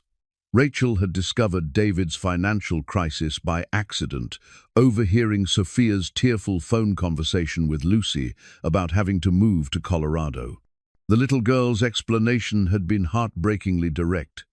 "Daddy says we have to go where he can make enough money to pay the doctors for helping my mummy before she died." The revelation had hit Rachel like a physical blow. For weeks, she'd been wondering why David seemed distracted, why his smiles didn't quite reach his eyes, why he'd been working longer hours and declining invitations for family dinners. The medical debt explained everything, his careful budgeting, Sophia's mature understanding of financial limitations, the weight he carried that had nothing to do with construction work. Rachel had spent that night staring at the ceiling, calculating and recalculating her own limited resources, trying to find a way to help that wouldn't feel like charity to a man who had too much pride to accept handouts. The diner fund jar was Diane's solution, community support, disguised as neighborhood appreciation, allowing David to maintain his dignity while receiving the help he desperately needed. The first contribution came from Mel himself, the diner's owner, stuffing a $20 bill into the jar with gruff affection. "That Martinez fellow fixed my freezer door last month when the repair guy wanted $200 for a 10-minute job. Least I can do is return the favor." Word spread through the informal network of Maple Street residents with the efficiency of small-town communication. Mrs. Rodriguez contributed her weekly grocery money after Rachel explained the situation in careful, respectful terms. The Johnson family emptied their children's piggy banks and matched the amount from their own savings. Mr. Patterson, the elderly widower whose front steps David had repaired, walked 3 blocks to the diner just to contribute his Social Security coffee money. "These are for the Martinez family," each contributor said, as if Rachel were simply the collection point rather than the organizer of their generosity. But the most significant contributor was someone Rachel hadn't expected. Sophia and Lucy appeared at the diner after school, clutching a coffee can that rattled with the weight of accumulated coins and small bills. "This is our combined allowance money," Sophia announced, with the serious dignity of someone conducting important business. "Plus the money Lucy's been saving for a new bike, and the money I was saving for art supplies. We want to help Daddy pay the hospital people so we don't have to move away." Rachel knelt to the girls' eye level, overwhelmed by their selflessness and the matter-of-fact way they decided to sacrifice their own desires for their family's stability. "Sweethearts, you don't need to give up your savings." "Yes, we do," Lucy interrupted with unusual firmness. "David is part of our family now, and families help each other with big problems." Sophia explained about how the hospital people need money for helping her mummy, and that's important, even if it makes things hard now. "Besides," Sophia added, "art supplies and bikes are nice things, but staying together is a need thing. Need things are more important than nice things." The wisdom in the 8-year-old's words made Rachel's throat tight with emotion. Sophia had learned to distinguish between wants and needs through hard experience, but instead of making her bitter, it had made her generous in ways that shamed most adults. By Thursday evening, the mason jar had been joined by a second container, then a third. Rachel recruited Diane's contacts at other local businesses, and the fundraising effort spread beyond the immediate neighborhood. The hardware store where David bought supplies contributed gift certificates for building materials. The elementary school's parent association, after learning about Sophia's family situation, organized a bake sale specifically for the Help a Neighbor Fund. David's construction crew, when word reached the job site, took up an immediate collection that raised more money in one afternoon than most of them made in overtime wages. Mike Sullivan, the crew foreman, presented the contribution with the rough affection of men who expressed emotion through actions rather than words. "Martinez, you've been covering for guys when they needed time off, fixing their trucks when they broke down, never asking for anything back," Mike said, pressing the envelope into David's hands despite his protests. "This ain't charity. This is investment in keeping good people in the neighborhood." David's attempts to decline the money were met with stubborn resistance from every quarter. When he tried to return Mrs. Rodriguez's contribution, she threatened to stop speaking to him entirely. When he approached Mel about the diner's donation, the older man simply turned up his hearing aid and pretended not to understand the conversation. "You're missing the point," Rachel told him Friday evening as they sat on his back porch, watching Sophia and Lucy practice their newly acquired fence painting skills. "This isn't about you being unable to handle your problems. This is about people who care about you wanting to solve a problem together. I can't accept this much money from friends and neighbors," David insisted, though his voice lacked the conviction his words suggested. "It's too much, and I have no way to pay it back." "You've already paid it back," Rachel said firmly. "Every time you fixed someone's faucet, every time you helped carry groceries for elderly neighbors, every time you taught kids how to change bicycle tires, you were building up credit in the community bank. Now people want to make a withdrawal on your behalf." Sophia looked up from her careful application of white paint to the fence gate, her face serious with 8-year-old logic. "Daddy, remember what you told me about accepting help? That sometimes letting people help you is a way of helping them feel good about being kind?" David had indeed told his daughter exactly that, during one of her stubborn phases, when she'd refused assistance with difficult homework. The lesson, delivered back to him by his own child, felt like gentle wisdom from the universe. But even as the community support grew beyond anything David could have imagined, the practical deadline remained unchanged. The Denver job offer required a response by Monday morning. The medical debt, despite the generous contributions, still represented an amount that would take years to accumulate through neighborhood fundraising. The mathematics of their situation hadn't fundamentally changed, even though the emotional support had transformed David's understanding of what community meant. Rachel had spent the week organizing the fundraising efforts with the efficiency of someone who had finally found a problem she could actively solve. But Friday night, alone in her apartment after Lucy had fallen asleep, she allowed herself to confront the reality that their efforts might not be enough to keep David and Sophia in town. The possibility of losing them felt like losing family members she'd only just discovered. Sophia had become the older sister Lucy had always wanted, patient and protective in ways that made Rachel's heart ache with gratitude. David had become something she hadn't dared to hope for, a partner who shared responsibility instead of creating it, who made her laugh instead of worry, who treated Lucy with the same gentle attention he gave his own daughter. But more than that, David had helped Rachel remember who she was, beyond her roles as mother and provider. In his presence, she felt like the woman she'd been before divorce and financial stress had worn away her confidence in her own worth. With David, she could imagine a future that included personal happiness alongside parental responsibility. Saturday morning brought an unexpected visitor to the diner. Mark Thompson appeared during the breakfast rush, his expression carrying the determined confidence of someone who had decided to insert himself back into his daughter's life, regardless of timing or welcome. "I want to talk about custody arrangements," Mark announced without preamble, settling into a booth during Rachel's busiest hour. "Lucy should be spending weekends with me, getting to know her father again." Rachel felt her carefully constructed composure begin to crack under the pressure of managing multiple crises simultaneously. The fundraising effort for David's family had consumed all her emotional energy, and Mark's sudden interest in active parenting felt like being attacked from a second front. "This isn't the time or place for this conversation," Rachel said, refilling his coffee with hands that trembled slightly. "I'm working, and you can't just show up and make demands." "I'm not making demands.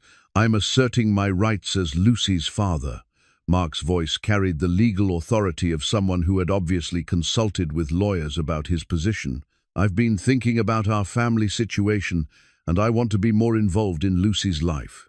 The timing of Mark's renewed paternal interest felt suspiciously coincidental with David's potential departure from town. Rachel wondered if her ex-husband had somehow learned about the community fundraising efforts, if he saw an opportunity to reclaim his family just as they might be losing the man who had shown them what stability looked like. Diane, witnessing the conversation from behind the counter, approached with the protective instincts of someone who had watched Rachel rebuild her life from the ground up. Mark Thompson, if you want to discuss parenting arrangements, you can make an appointment like a civilized person, instead of cornering Rachel during work hours, Diane said with the kind of maternal authority that brooked no argument. Right now, you're disrupting her ability to earn the money that's been supporting your daughter for the past 18 months. Mark's confident expression faltered under Diane's direct challenge, but he recovered quickly. I understand, emotions are running high, but I have every right to see my daughter and discuss our future arrangements. Your future arrangements, Rachel repeated, her voice sharp with the stress of too many impossible situations converging at once. Where have these arrangements been for the past year and a half? Where were your rights when Lucy needed someone to take her to doctor appointments and parent-teacher conferences? The diner had grown quiet, other customers sensing the tension and beginning to pay attention to what was clearly a family conflict playing out in public. Rachel felt exposed and vulnerable, her private struggles becoming entertainment for strangers. People change, Mark said, his voice taking on the persuasive tone that had once convinced her to trust him. I've had time to think about what's important, and I want to be part of Lucy's life again. A real part, not just weekend visits and holiday cards. And what exactly does that mean? Rachel asked, though she suspected she already knew the answer. It means I want us to try again, as a family. Lucy needs her father, and you need someone who can provide stability without depending on charity from neighbors. The reference to the community fundraising efforts hit Rachel like a slap. Mark had indeed learned about their efforts to help David, and he was using that knowledge to position himself as a superior alternative, a man who could solve Rachel's problems without requiring community support. Rachel looked around the diner, seeing the concerned faces of people who had become her extended family over the past few years. Mrs. Rodriguez sat in her usual corner booth, her weekly grocery money contributed to David's fund. Mel worked behind the grill, his rough kindness evident in his handling of the breakfast rush. Diane stood ready to defend Rachel's right to choose her own path forward. These people had supported her through divorce, helped her find work, celebrated Lucy's milestones, and now rallied around David's family as if they were all part of one large, complicated, generous household. The contrast between their steady presence and Mark's opportunistic timing could not have been starker. I need to think about this, Rachel said finally, her voice steady despite the chaos in her heart. This is a lot to process all at once. Of course, Mark agreed, his confidence returning as he interpreted her words as potential agreement. Take all the time you need. But remember, Lucy deserves to have both her parents in her life, and you deserve to have someone who can take care of you both properly. After Mark left, Rachel stood in the diner's storage room and allowed herself exactly 3 minutes of private breakdown. 3 minutes to cry for the complexity of loving people, for the impossibility of perfect timing, for the way life seemed determined to force impossible choices just when happiness seemed within reach. Then she dried her eyes, straightened her uniform, and returned to work. Because, regardless of what decisions lay ahead, she still had tables to serve, bills to pay, and a daughter who needed her to be strong enough to choose wisely rather than quickly. The weekend stretched ahead with all the weight of decisions that would determine the shape of multiple families' futures. David's deadline loomed like a storm on the horizon, while Mark's reappearance added new complications to an already impossible equation. But in the diner's mason jar, the contributions continued to accumulate evidence that love, while not always enough to solve every problem, was powerful enough to inspire ordinary people to attempt extraordinary generosity.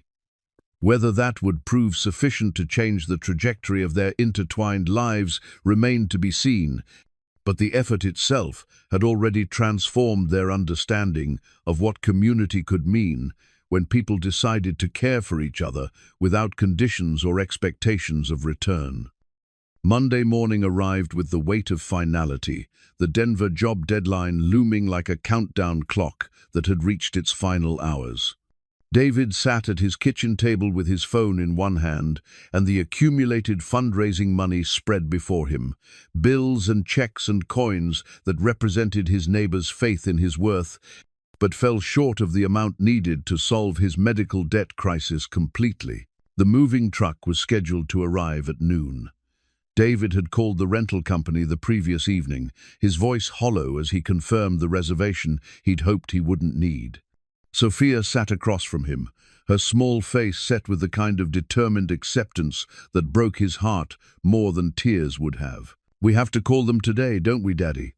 Sophia asked, her voice carrying the matter-of-fact tone she used when discussing difficult truths. "Yes, Mija, we have to call them today." But before David could dial the recruiter's number, Lucy Thompson burst through their back door with the kind of entrance that ignored conventional boundaries in favor of urgent family business. She clutched a candy ring pop in one small fist and wore the expression of someone who had arrived to prevent a catastrophe through sheer force of will. "Stop!" Lucy announced, positioning herself between David and his phone with the dramatic flair of a tiny superhero. "You can't call the job people until I fix this." Sophia looked up from her cereal with the patient curiosity of someone accustomed to Lucy's creative problem-solving approaches. "Fix what, Lucy?" "The grown-up problem." Lucy held up the ring pop with the solemnity of someone presenting evidence in a critical legal case. "I figured out what's wrong. You and Rachel love each other, but you're both too scared to say it, and now David's going to move away because grown-ups make everything complicated when it should be simple." David felt his heart perform that familiar flutter at Lucy's casual mention of love, even as he recognized the impossibility of her 6-year-old solution to their adult problems. "Lucy, sweetie, it's more complicated than—" "No, it's not," Lucy interrupted with the absolute certainty of childhood logic. "Sophia explained about the hospital money, and I know that's a big problem, but moving away won't make anyone happy. It'll just make everyone sad in different places." Sophia nodded sagely, as if Lucy had just articulated something she'd been thinking but couldn't express. "Lucy's right, Daddy. The money problem is one problem.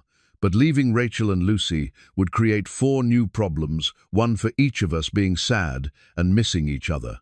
Before David could respond to his daughter's devastating mathematics, Rachel appeared in the doorway with the slightly frantic expression of someone who had been chasing a 6-year-old through the neighborhood. Her work uniform was disheveled, her hair escaping its ponytail, but her eyes held the same desperate determination that radiated from Lucy's small frame. "Lucy Elizabeth Thompson, you cannot just run out of the house while I'm getting ready for work," Rachel began, then stopped as she took in the scene. David with his phone, Sophia with her cereal, Lucy with her ring pop, positioned like a weapon against adult foolishness. "I had to stop them from calling the job people," Lucy explained, as if this were the most logical emergency response in the world. "And I brought this." She held up the ring pop with renewed enthusiasm. "It's a wedding ring, kind of. And I'm going to marry you and David right now, so you can't move away, because married people stay together and solve problems as a team." The silence that followed Lucy's announcement was so complete that the distant sound of morning traffic seemed to fade into background whisper. David stared at the candy ring, Rachel stared at her daughter, and Sophia stared at all of them with the expression of someone watching a drama unfold, whose ending might determine her entire future. "Lucy," Rachel said carefully, "you can't just marry people with candy rings. Marriage is a legal process that requires—" "I don't care about legal stuff," Lucy interrupted, her voice rising with the passion of someone who had clearly given this considerable thought. "I care about family stuff. You make David happy, and he makes you happy. And Sophia and I are already sisters in everything except the official way. The only thing missing is the ceremony." David found his voice, though it came out rougher than he intended. "Lucy, even if your mother and I wanted to get married, which is a very big decision that adults have to think about carefully, it wouldn't solve the money problem. I'd still owe the hospital, and I'd still need to find a way to pay them back. But you wouldn't have to solve it alone," Sophia chimed in, her 8-year-old wisdom cutting through adult complications with surgical precision. Rachel has a job too, and together you'd have more money than separately. And Lucy and I could help by being extra good and not asking for expensive things. Lucy nodded vigorously. And if you're married, then the neighborhood people's money isn't charity anymore. It's wedding gifts. Diane explained that wedding gifts are different from charity because they're celebrating something happy instead of fixing something sad. Rachel and David looked at each other across the kitchen, seeing their own longing reflected in each other's eyes. The children's logic was simultaneously flawed, and profound marriage couldn't magically solve financial problems, but it could transform the nature of community support from charity to celebration. Lucy, Rachel said gently, kneeling to her daughter's eye level, marriage is about more than solving problems together. People get married because they love each other and want to build a life together. So, do you love each other or not? Lucy asked, with the directness that only children could achieve. Because if you do, then the rest is just details that grown-ups like to make complicated. David stood up from the table, his phone forgotten as he looked at Rachel. Really looked at her, seeing past the exhausted single mother to the woman who had brought joy back into his life, who had shown Sophia what maternal love looked like, who had made their small family feel complete in ways he hadn't dared to hope for. "I do love you," David said quietly, the words carrying the weight of months of unspoken feelings. "I love you, and I love Lucy. And I've been trying to figure out how to tell you that without making our situation more complicated than it already is." Rachel's eyes filled with tears as 3 years of careful emotional protection crumbled under the force of honest confession. "I love you too," she whispered.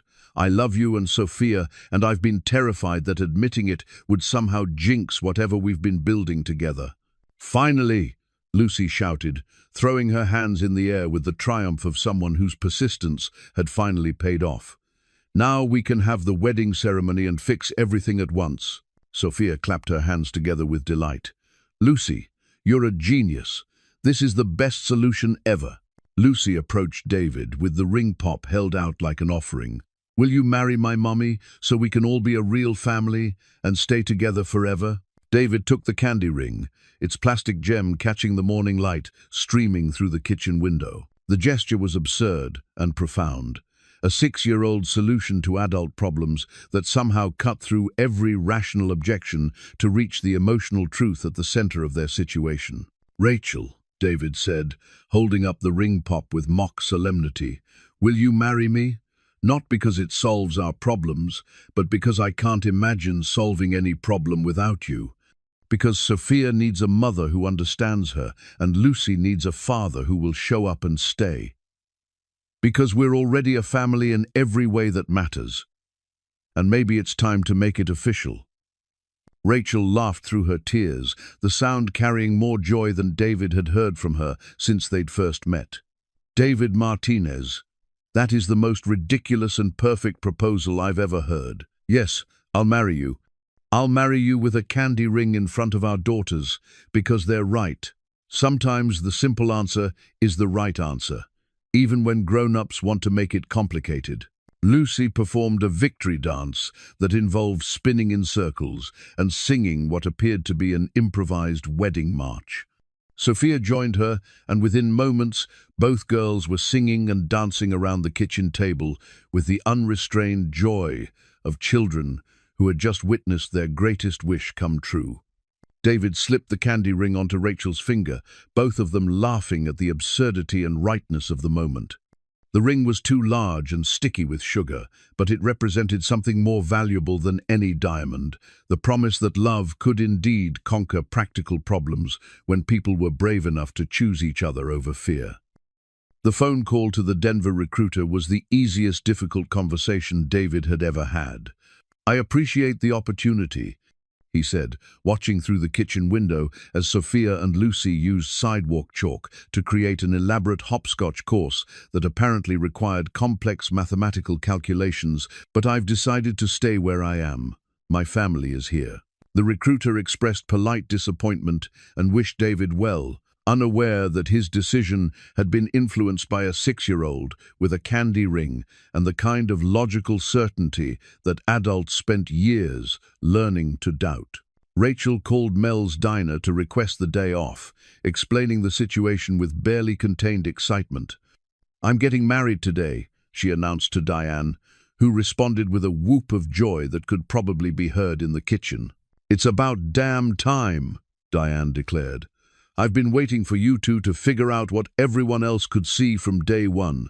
Do you need help planning anything? Because I've got opinions about proper wedding celebrations."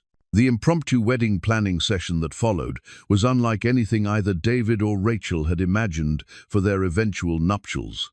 Sophia and Lucy appointed themselves co-wedding planners, approaching the task with the same serious dedication they'd brought to fence repair and bicycle maintenance. "We need flowers," Sophia announced, consulting a list she'd apparently been compiling in her head.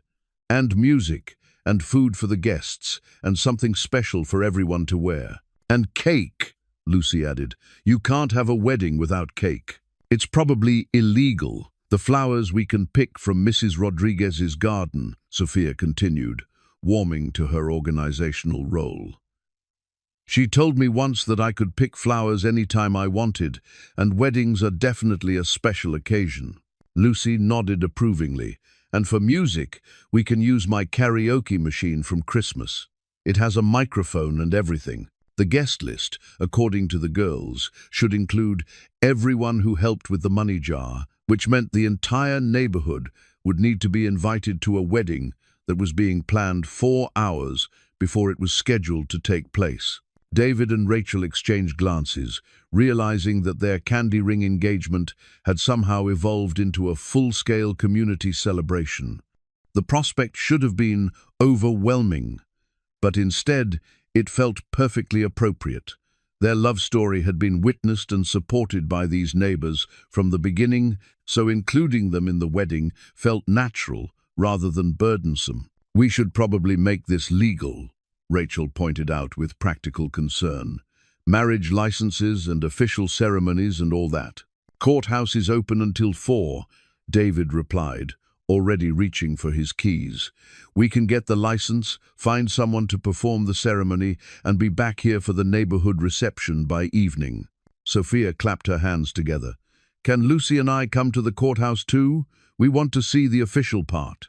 "Wouldn't be a family wedding without our daughters," Rachel agreed, though the word daughters made her voice catch with emotion. In the space of one morning, Lucy had gained a father, and Sophia had gained a mother, and Rachel had gained a family larger than she dared to dream possible. The courthouse wedding was simple and perfect, witnessed by a kind clerk who seemed charmed by the girls' barely contained excitement and the obvious joy radiating from both adults. David wore his best work shirt and clean jeans. Rachel wore a yellow sundress that made her eyes sparkle, and both girls wore their Sunday best clothes with flowers from Mrs. Rodriguez's garden tucked behind their ears. "Do you, David Martinez, take Rachel Thompson to be your wife, in good times and bad, for richer or poorer, in sickness and in health?" The justice of the peace asked with the practiced solemnity of someone who had witnessed countless unions. "I do," David said, his voice steady and sure. "I absolutely do. And do you, Rachel Thompson, take David Martinez to be your husband, promising to love and support each other through whatever challenges life brings?"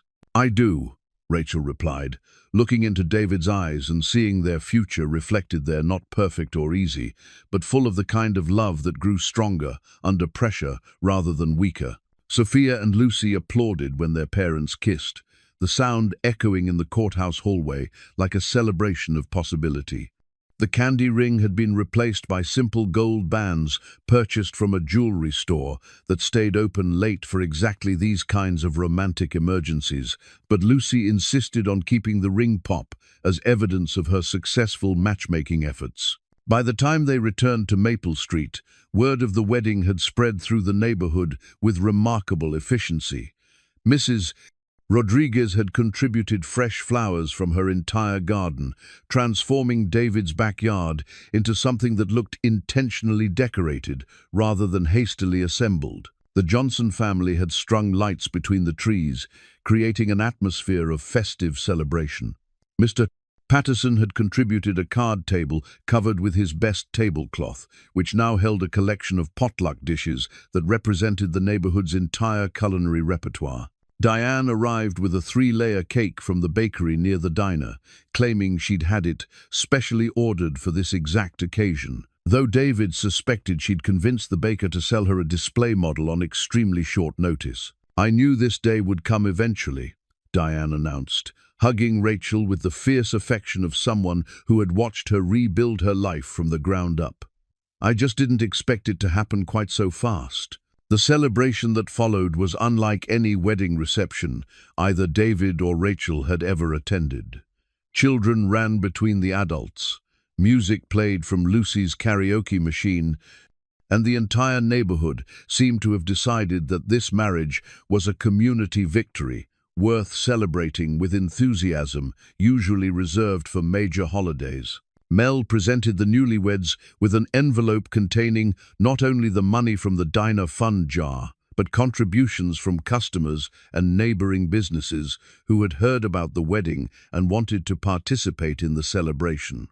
"Consider it a wedding gift from everyone who believes in what you two are building together," he said with gruff emotion.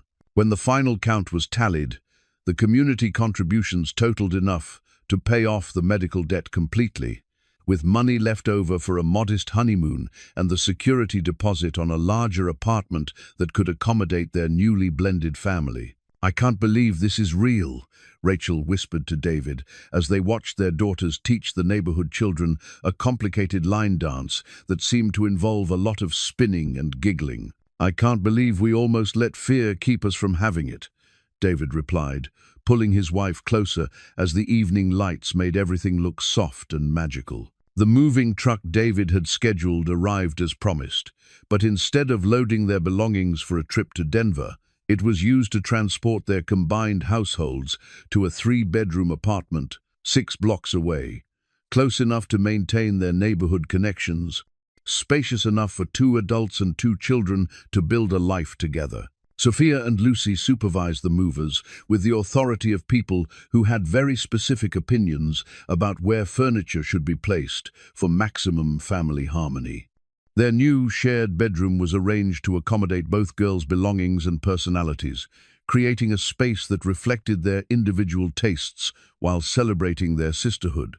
As the sun set on their unexpected wedding day, David and Rachel stood in their new kitchen, surrounded by boxes that needed unpacking and children who needed baths and bedtime stories.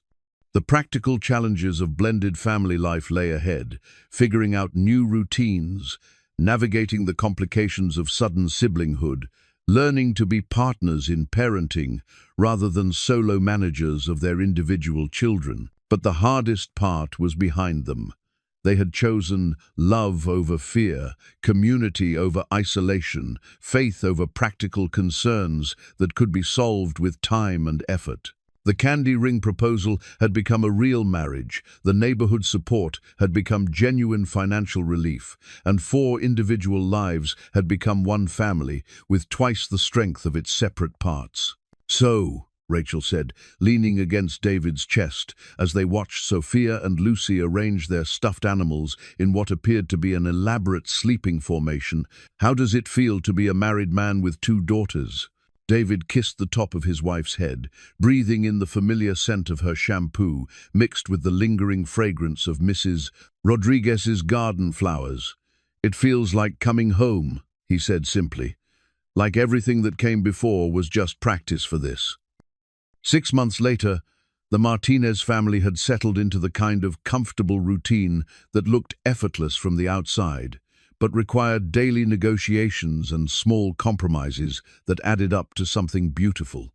David's alarm went off at 6:30 each morning, followed immediately by the sound of Sophia and Lucy's shared wake-up ritual, a whispered conference about the day's possibilities that usually involved elaborate plans for after-school adventures.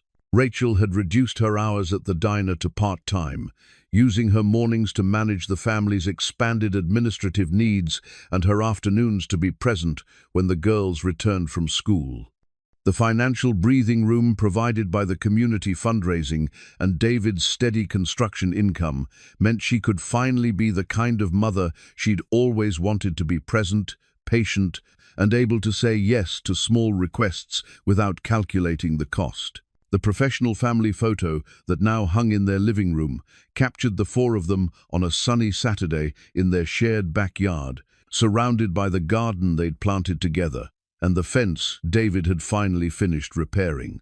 Sophia and Lucy flanked their parents with the confident smiles of children who knew themselves to be loved unconditionally, while David and Rachel wore the expression of people who had found exactly what they'd been searching for without realizing they were looking. But the photo that meant the most to all of them sat on Sophia's desk, Lucy's original drawing from their first evening together, depicting four stick figures holding hands in front of a house that somehow managed to look like home, despite being rendered in crayon by a 6-year-old artist. David's small repair business had grown through word-of-mouth recommendations and the kind of community support that turned neighborly favors into legitimate enterprise. His business cards, printed on Rachel's suggestion, read, "Martinez Family Repairs. No job too small, no family too large," a slogan that Sophia had suggested and Lucy had refined through several creative editing sessions. The Tuesday evening, when everything began, had become a family tradition. Every week, David would spread his tools across the back porch and invite both girls to join him in working on whatever needed fixing: bicycles, household items, or small construction projects that taught patience and problem-solving while strengthening the bonds between father and daughters. "Remember what we learned about fixing things that are broken?" David would ask as they worked, and both girls would recite in unison. "They just need someone who cares enough to figure out how to make them work again." Rachel had established her own tradition with the girls, Sunday morning cooking lessons that filled their apartment with the sense of fresh bread and collaborative laughter. Lucy had inherited her mother's patience with precise measurements, while Sophia brought creative flair that sometimes produced unexpected but delicious results. Their recipe collection had grown to include dishes from both family traditions, plus new experiments that reflected their blended heritage. The neighborhood had embraced the Martinez family expansion with the same wholehearted acceptance they'd shown during the wedding crisis. Mrs. Rodriguez appointed herself honorary grandmother to both girls, teaching them Spanish phrases and garden wisdom with equal enthusiasm. The Johnson children had gained 2 new playmates who brought fresh energy to their summer games. Mr. Patterson had become a regular dinner guest, his stories of neighborhood history providing entertainment that competed successfully with television. Mark Thompson had reappeared twice more in the months following David and Rachel's marriage, each visit shorter and less confident than the last. His attempts to reclaim a central role in Lucy's life had been met with polite but firm boundaries established by Rachel and quietly supported by David's steady presence. Lucy herself had grown confident enough to express her own preferences about family arrangements, requesting that her father's visits be scheduled rather than spontaneous, and always with the understanding that her daily life included both parents and both sisters in equal measure. The most recent visit had ended with Mark acknowledging what had been obvious to everyone else. Lucy had found the stable family structure she needed, and disrupting it would serve his needs rather than hers. His goodbye had included an apology to Rachel for the years of inconsistent support and a promise to contribute financially to Lucy's future education without expecting custody arrangements that would unsettle her established routine. "She's happy," Mark had admitted, watching Lucy and Sophia organize an elaborate tea party for their stuffed animals while David helped them construct furniture from cardboard boxes. "I can't give her what she has here." On a warm evening in late spring, as David finished teaching both girls how to adjust bicycle brakes, and Rachel prepared dinner with ingredients from their own small garden, The family gathered around their kitchen table with the comfortable familiarity of people who belonged exactly where they were. "Daddy," Sophia said, carefully cutting her chicken into precise pieces, "Lucy and I have been thinking about something important." "Oh," David replied, recognizing the tone that usually preceded requests for increased allowances or extended bedtimes. "We think you should teach other kids in the neighborhood how to fix things." Lucy continued, her 6-year-old diplomacy skills having developed considerably over the months. "Because lots of kids don't know how to repair stuff when it breaks, and that makes them sad when their toys don't work." Sophia nodded seriously. "And some parents don't know how to fix things either, so they throw away stuff that could be repaired if someone just showed them how." Rachel and David exchanged glances, recognizing the seed of an idea that could grow into something meaningful for their entire community. David's informal reputation as the neighborhood's go-to repair expert had already generated more requests than he could handle alongside his regular construction work. "What exactly are you suggesting?" Rachel asked, though she suspected she already knew where her daughter's thoughts were leading. "Saturday morning fix-it classes," both girls announced in unison, as if they'd been rehearsing this presentation for weeks. "In our backyard," Sophia added, "with different lessons for different ages. Lucy and I could be assistant teachers for the really little kids. And we could charge a small amount for materials," Lucy continued, her business instincts inherited from her mother's practical nature, but not so much that families couldn't afford it. "Just enough to buy supplies and maybe save some money for when people need bigger repairs they can't do themselves." David felt his heart swell with pride at his daughter's thoughtfulness and community spirit. The idea was practical and generous, building on the neighborhood connections that had supported their family while creating a way to give back to the people who had invested in their happiness. "I think that's a wonderful idea," he said, already imagining the logistics of transforming their backyard into a weekend classroom. "But it would be a lot of work to organize and manage." "We're good at organizing," Sophia pointed out. "We organized our whole wedding in one morning, and that turned out pretty well." Rachel laughed, remembering the chaos and joy of their impromptu ceremony. "You did indeed organize a very successful wedding. But teaching classes would be a regular commitment, every week for as long as people wanted to learn." "Good," Lucy said with the matter-of-fact determination that had first brought their families together. "Regular commitments are how you build things that last, like family and friendships, and knowing how to fix stuff when it breaks." The wisdom in her 6-year-old observation silenced the adults, who recognized the truth that children often grasped more clearly than grown-ups. Consistency and care were the foundations of everything worthwhile, whether repairing bicycles or building relationships. As they finished dinner and moved into their evening routine homework at the kitchen table, stories read aloud on the living room couch, teeth brushed and pajamas donned with the efficient teamwork of people who had learned to share space harmoniously. David reflected on the journey that had brought them to this moment. A broken bicycle chain on a Tuesday evening had led to a candy ring proposal, which had led to a community wedding, which had led to the kind of family life he'd stopped believing was possible after Maria's death. Sophia had gained not just a mother, but a sister who challenged her to be more patient and compassionate. Lucy had gained not just a father, but a sister who encouraged her to be braver and more adventurous. Rachel had gained not just a husband, but a partner who shared rather than created responsibility. And David had gained not just a wife, but a complete family that multiplied his capacity for joy rather than dividing his attention between competing needs. The Saturday morning fix-it classes began 3 weeks later, with 8 neighborhood children and 4 adults gathered in the Martinez backyard to learn basic tool safety and simple repair techniques. Sophia and Lucy served as assistant instructors with the seriousness of people who took their teaching responsibilities very seriously. while David discovered that explaining mechanical concepts to mixed-age groups required skills he'd never needed in construction work but found deeply satisfying to develop. Rachel managed the administrative side of their small enterprise, collecting modest fees that covered materials and contributed to a neighborhood emergency repair fund for families who couldn't afford major fixes. The classes grew by word of mouth, and within 2 months they were hosting workshops that attracted families from several surrounding blocks. "You know what I think about sometimes?" Rachel said one evening as they cleaned up after a particularly successful workshop that had taught 12 people how to repair torn window screens. "I think about that first Tuesday when Lucy asked you to marry me. How terrified I was that she'd embarrassed us both with her innocent honesty."